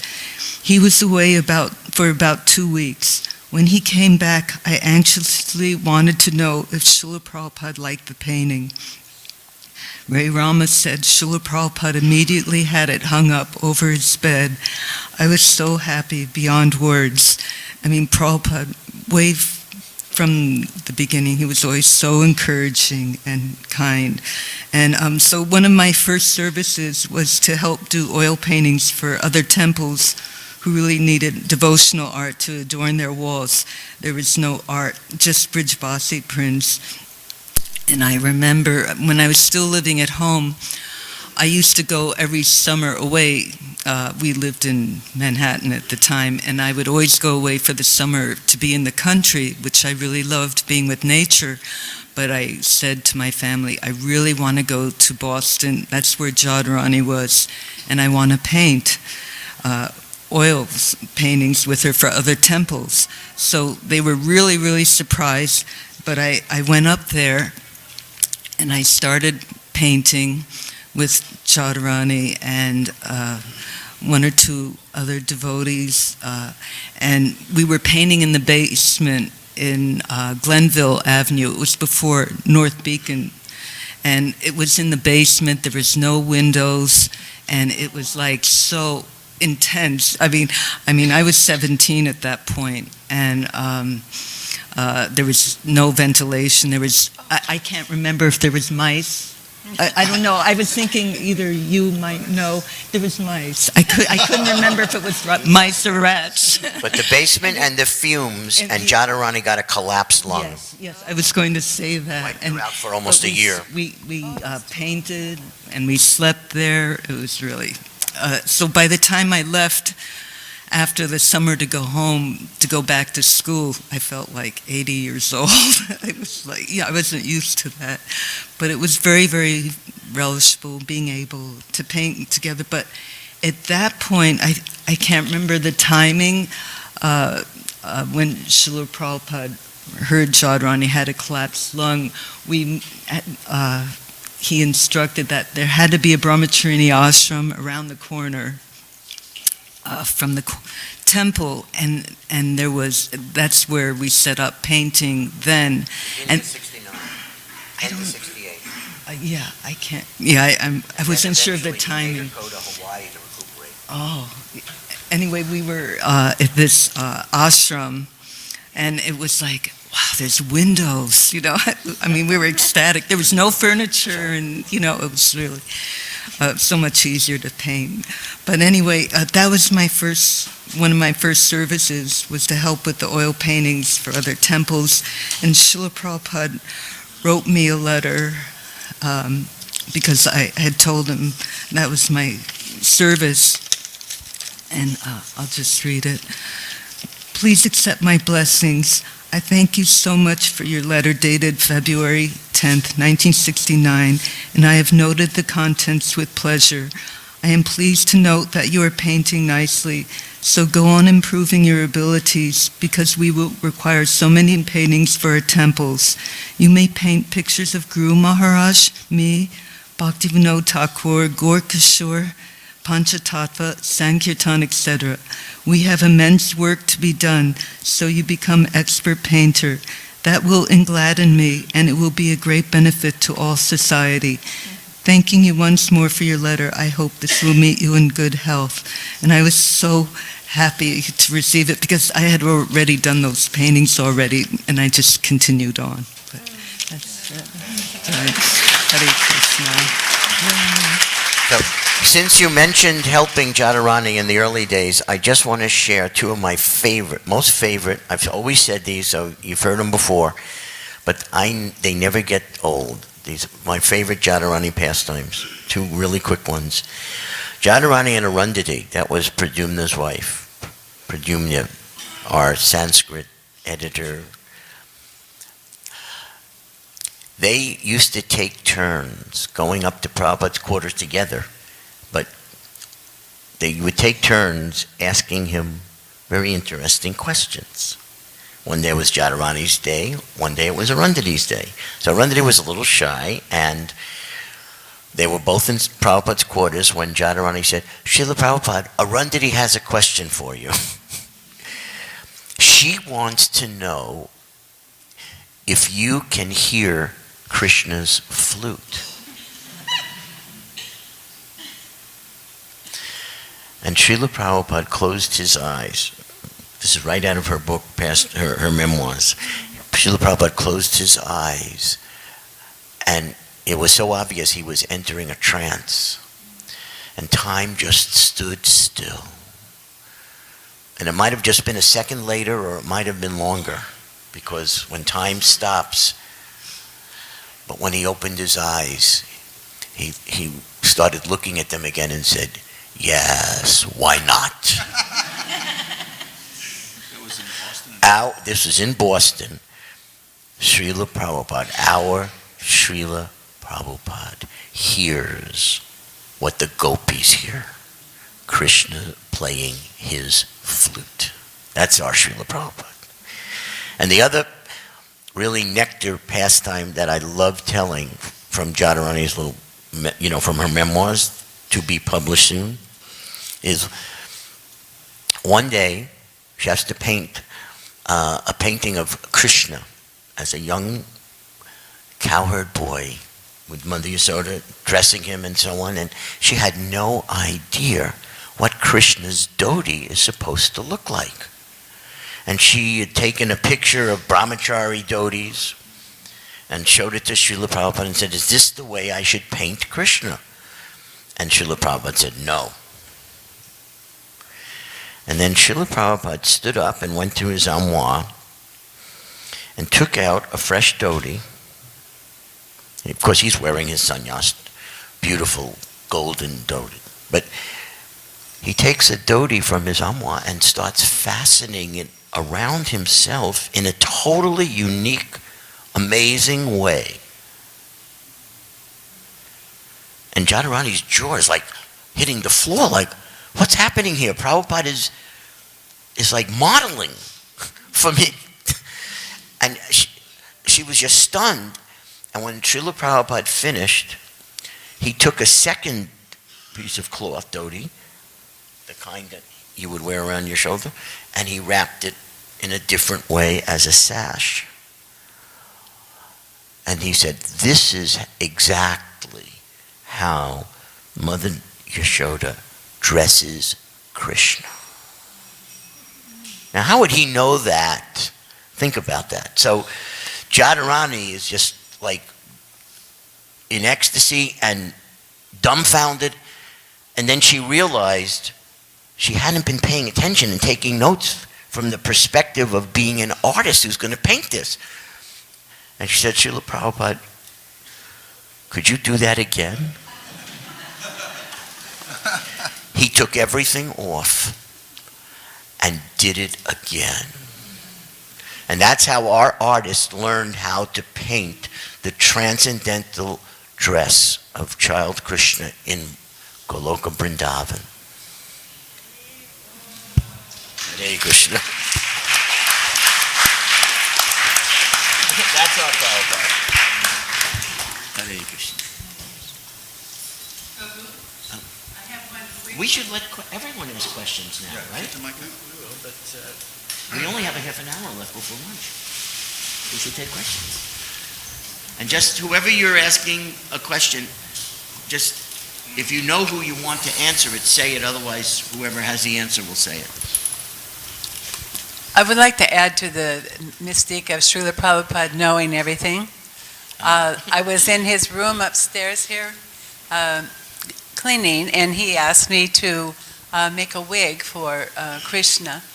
And I did that while he was, and then when I brought it in to show him, he said, it's too long. So I took a pair of scissors and I came up to, I said, about here, this is on, Krishna's on his desk. And Radha and Krishna both, because I made 2 wigs. And I said, how about right here, Srila Prabhupada? And he said, yeah. And I said, no, Radharani likes it.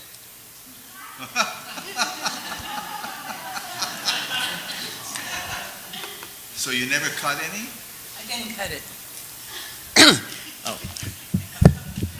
I have a quick story about Prabhupada knowing everything that you'll like. So, one day, Srila Prabhupada was leaving for his morning walk. I don't know who was driving the car, but in the car was myself and Tamal Krishna Maharaj, and whoever Srila Prabhupada's personal servant was at that time. This was in one of his last visits in LA in 1976, and we were taking him to the park in Santa Monica. The last visit. Yes. And a lot of times Srila Prabhupada enjoyed, if there was some event going on in the world, and we would bring it up to him, and he would, like History by Srila Prabhupada, he would tell us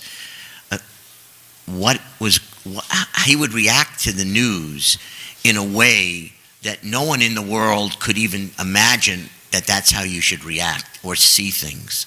And because he had this perfect vision, like he could explain why the Vietnam War went on forever and ever and ever. I mean, he explained things that no one had ever heard before. So anyway, this day we were telling Prabhupada, we just heard this crazy story about this artist named Andy Warhol. Mundane, crazy, demonic artist who was putting on these events and happenings or whatever. And at the end of it, he served this meal to all of his guests.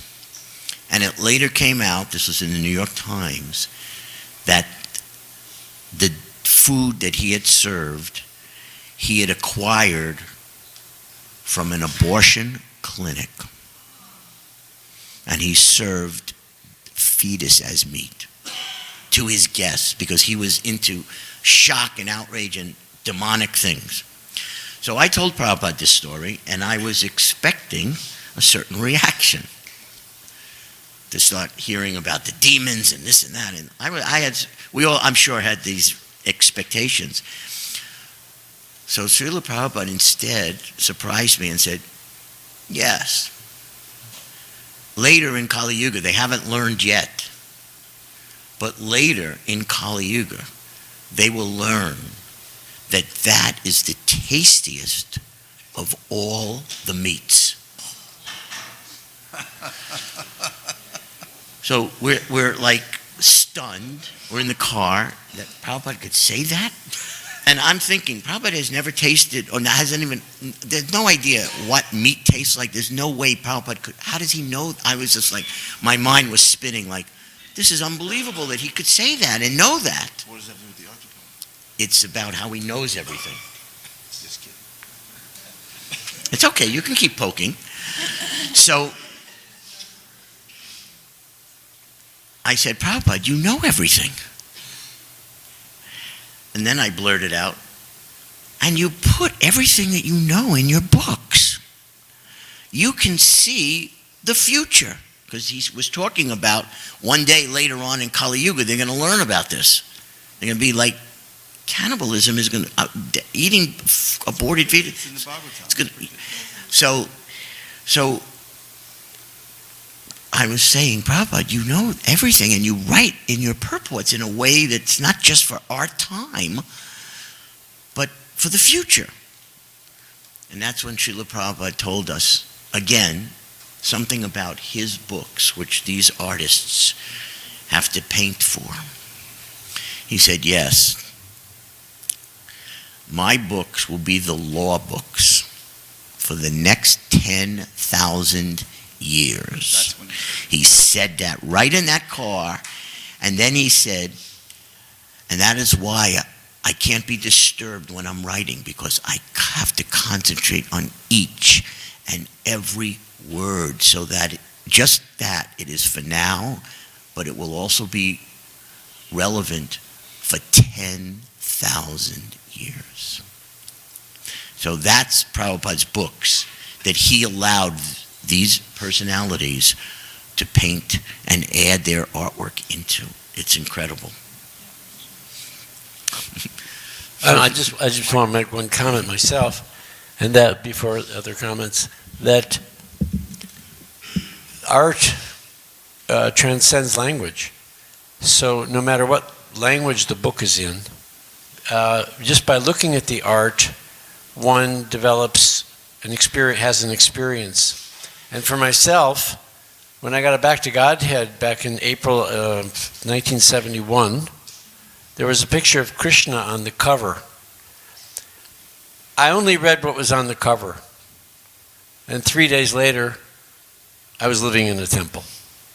I didn't know any of the philosophy, practically. But that one picture, I probably was read by Jadharani, I don't know. That was enough to communicate the essence of Krishna consciousness. So that's how powerful it is. Just what you've been up to has that far-reaching effect and transcends the language barriers. That was Brooklyn. You went to Brooklyn Temple? No, I was in London. And I got the Back to Godhead there. Who else? Hold on. We're doing it one at a time.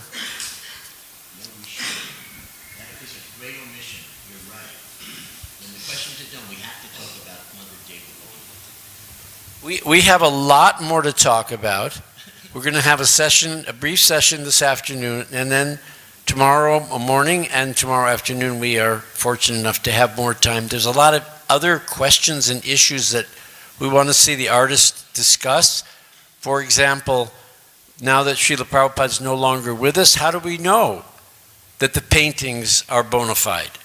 These are the kinds of issues each of them has to deal with, and I'm sure will be happy to share their realizations, and will be so much better for hearing from it.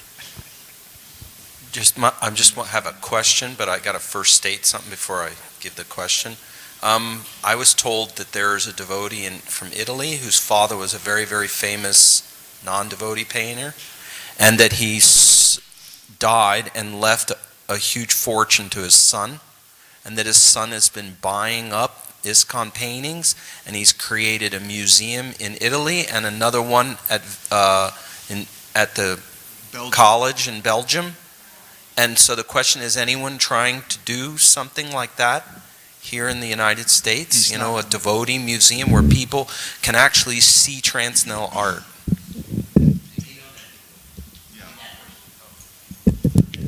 His name is Mahaprabhu, and he is actually from his father was a famous artist in Uruguay, and so he's from there. But but he had also a mystical experience joining the movement. He told me the story, but he kind of was in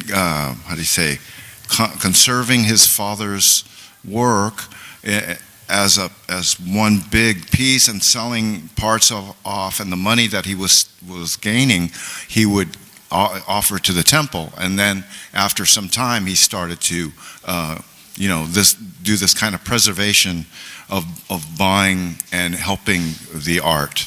And so that's been his thing. Yeah. But my question was, is anyone trying to do it here? Museum here? His name is Ambarish Prabhu, and he funded the Fate Museum in Detroit, but then Srila Prabhupada has directed him to fund the TOVP and the exhibits that are going to be done there. So,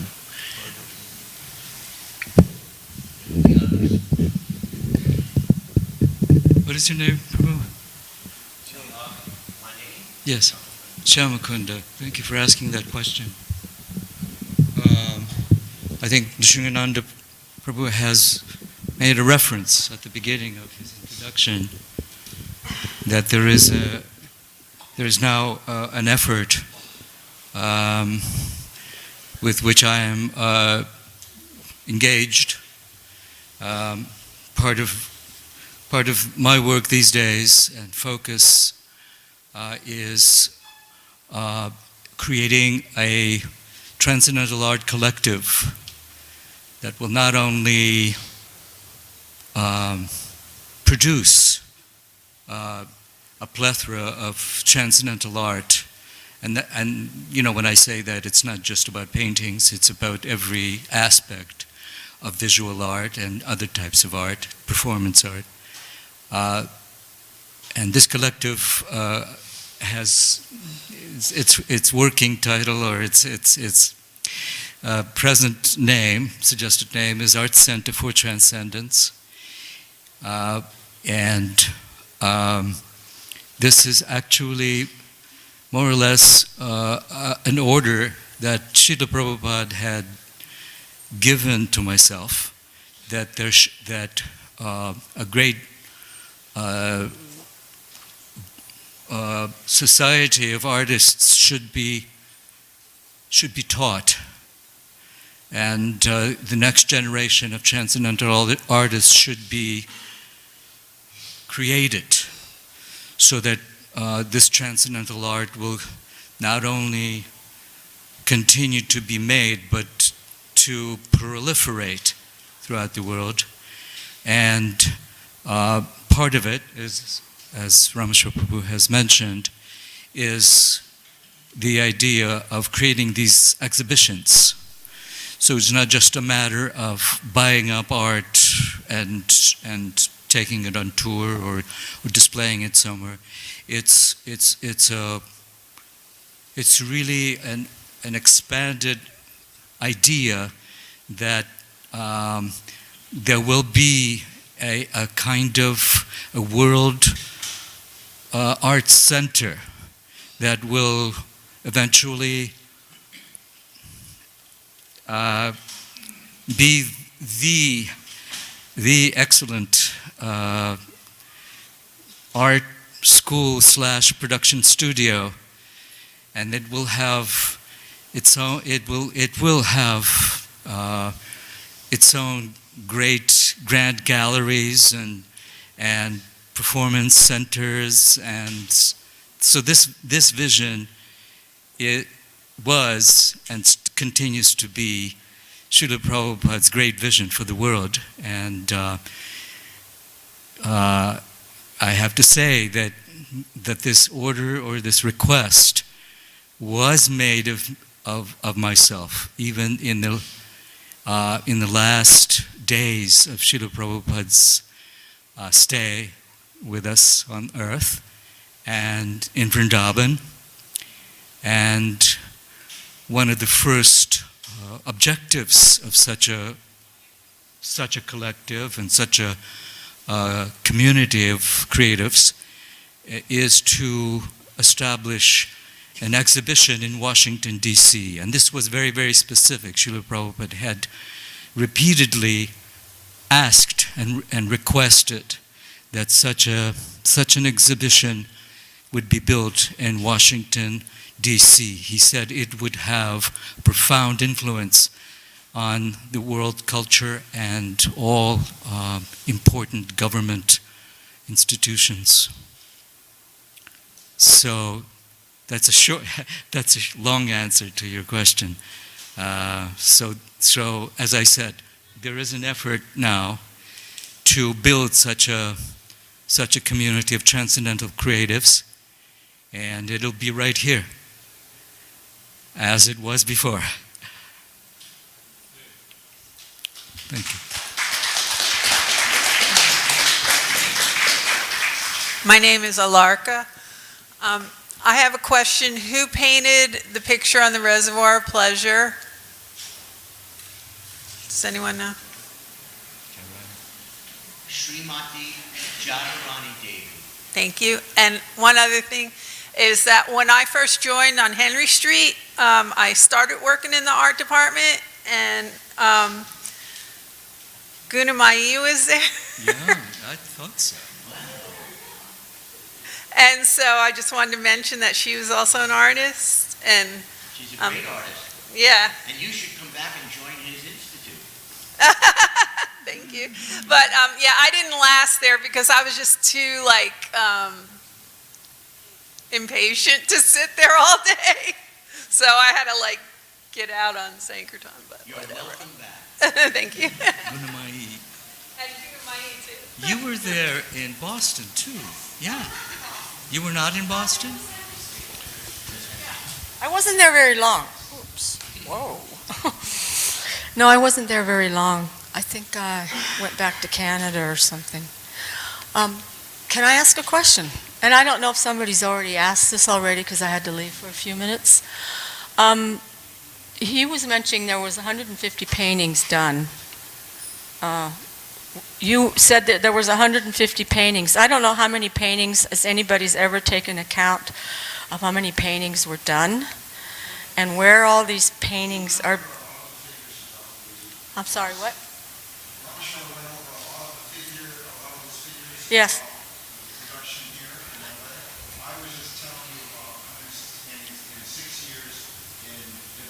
In Italy. Oh, so my question is how are these paintings are being preserved? And how valuable they are in reality, Yes. just historically. Yes, this is a very hard sore spot for us because when we travel and we see them and how Yes. they're taken care of is very hurtful to us. Yes. So I mean, is there a record of where they're being Different devotees have stored? tried to get records and this and that, but I don't know if anybody knows. And some of the for sure. paintings were never printed. Like I've seen even some of the ones up here that I've been watching, I've never seen them in books. There's a lot of hard work and devotion put into these paintings, and yet we don't get to. Mm-hmm. Have appeared in books in Europe. In Europe. Yes. Is there a plan? I noticed that as well. Yes. I They're love some of wonderful. this art. It's so great. It's so wonderful. And I think it's from this period that Ram and Trudy were talking about. And they did make it into the books in Europe. Some made it into the American books, but not all. Now, is there? I just want to say something. One thing that I've thought about over the years is that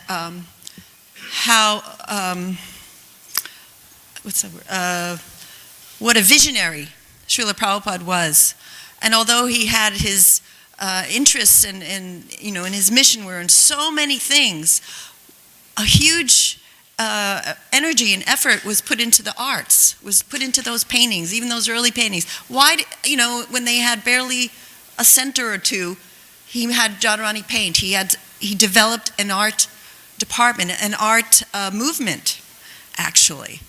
And he always encouraged it, and he supported it, and I think he loved it. From everything I hear and my own experience, it was something very dear to him that added a wonderful, I don't want to say spice, but like something really wonderful on the side.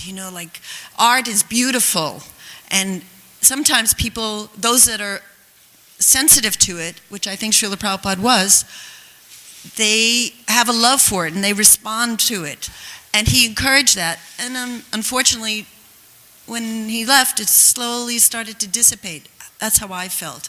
But I always loved Srila Prabhupada all the more as, being an artist, and that seemed to be my destiny in this life, that my guru had that appreciation and started this art movement, which it is.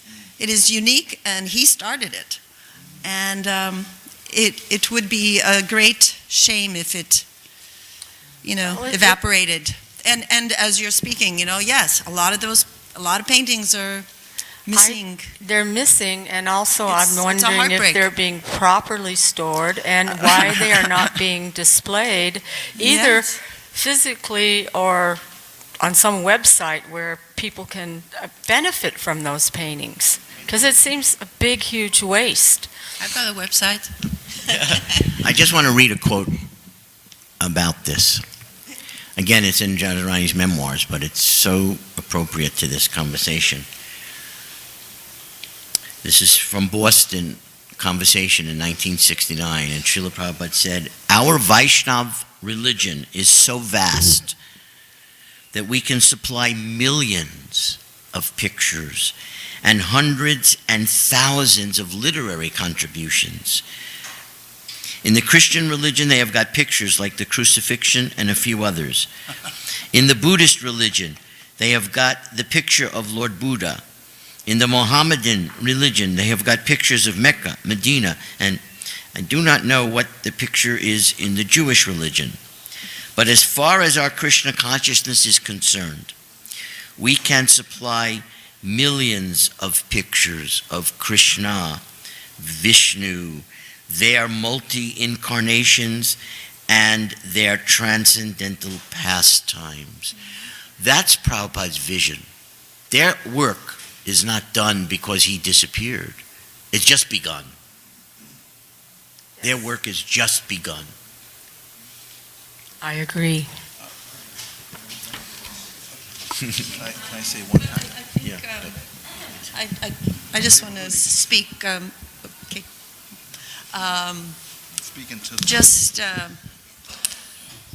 we've all had those early years, and they made, or I'll just speak for myself. I had those early years, and with, in the BBT and the throngs of that book production of what I felt was, Srila Prabhupada's words were his jewels, and we were like ornamenting, putting the setting for his books.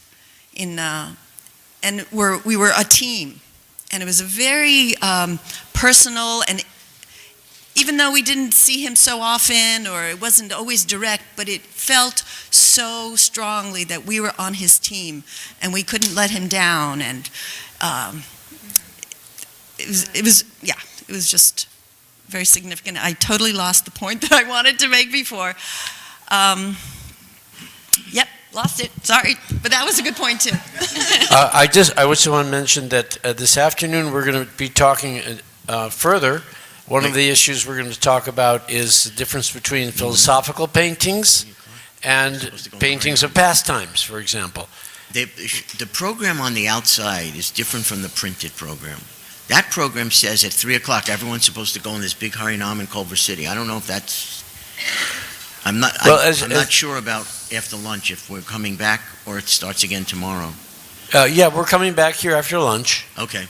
And as usual, the program on the outside is always a little different than the program on the inside. Okay.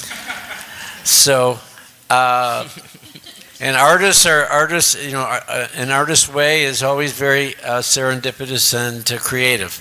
So we practice that in our activities during this festival also.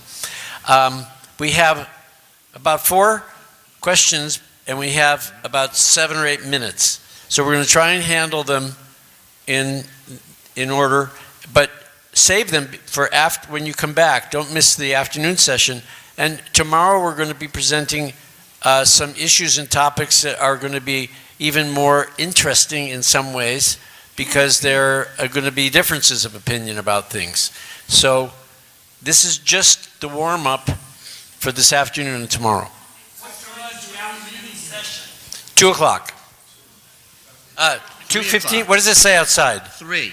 It says 3 here? Lunch is 1:30, and then it says 3 o'clock. Yeah, we're 3 o'clock here. So I don't have a question, but I just want to do a follow-up. My name is Urvashi. So in regards to, it was Gunamayi who just spoke, And I don't know if everyone realizes that ceaselessly she does the Prabhupada brochure every year, and it's just gorgeous. And she works a long time on that, months, and you're talking about being inspired. She's just receiving the juice from up above. So I just want everyone to really know that and appreciate.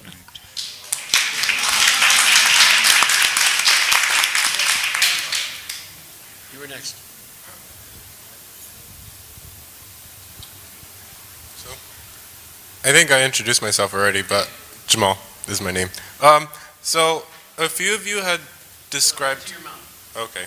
I had a lot of questions, but you guys kind of answered them throughout your talks. But one I had was, you all described this type of mystic inner experience during the process, like the 2 months during the 17 books. Yeah. And so with that mystical experience, would you say in that regard that going through that process was easy in a way, or like how, like, well, yeah, well, was it easy since you had that experience, that flow, that mystic flow?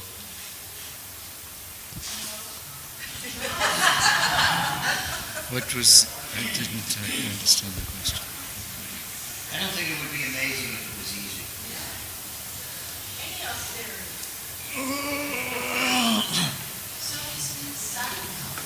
It's easier than yoga sadhana practice of mystic yoga, that's for sure. Riju Bir Yoga Margai, it says in Kapila Dev, it's a very easy process. Kevalananda Khan. Easy. Riju Bir Yoga Margai, the path is the most easy yoga. But you have to take your ego and throw it out and just surrender to something that may not make sense even to your intelligence, that is beyond even your intelligence. If you can reach that plane of surrender, that's how it happened. Devahudi, who wants to talk about? I'll say something. That's what I wanted to hear about Devahudi. You want to say something? That's Bhargava. Bhargava did the photographs that are in the Chaitanya Charitamrita. He took a motorcycle. And when the marathon started, he had to go through alone. We had a team, we had support, but he was alone going all around India. You could tell it. I wasn't alone, Super Soul was in it. Did I give you a one-way ticket? I know you wish you did. No, it's the same thing as the artist. You know, Krishna put me in the right spot at the right time. And he was working the magic, Krishna and Prabhupada. But no, I was always very impressed by Devahudi's painting. She was an older lady. And what? Sit down in that seat. I get my 15 seconds. Enter the higher kingdom. Oh, okay.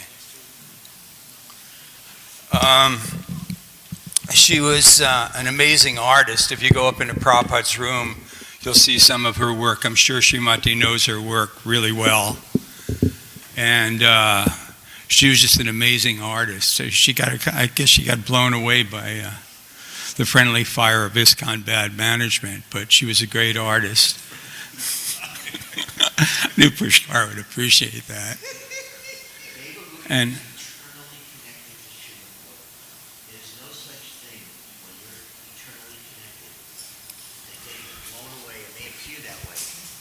I promise you, she is eternally with Prabhupada. I know that. You can't do what she did, paint the Ras Leela that Prabhupada loved and looked at every day when he was in LA, or that amazing painting of Radha and Krishna on the swing that adorned the cover of the Nectar of Devotion, unless you are in touch with and empowered by and always with Srila Prabhupada.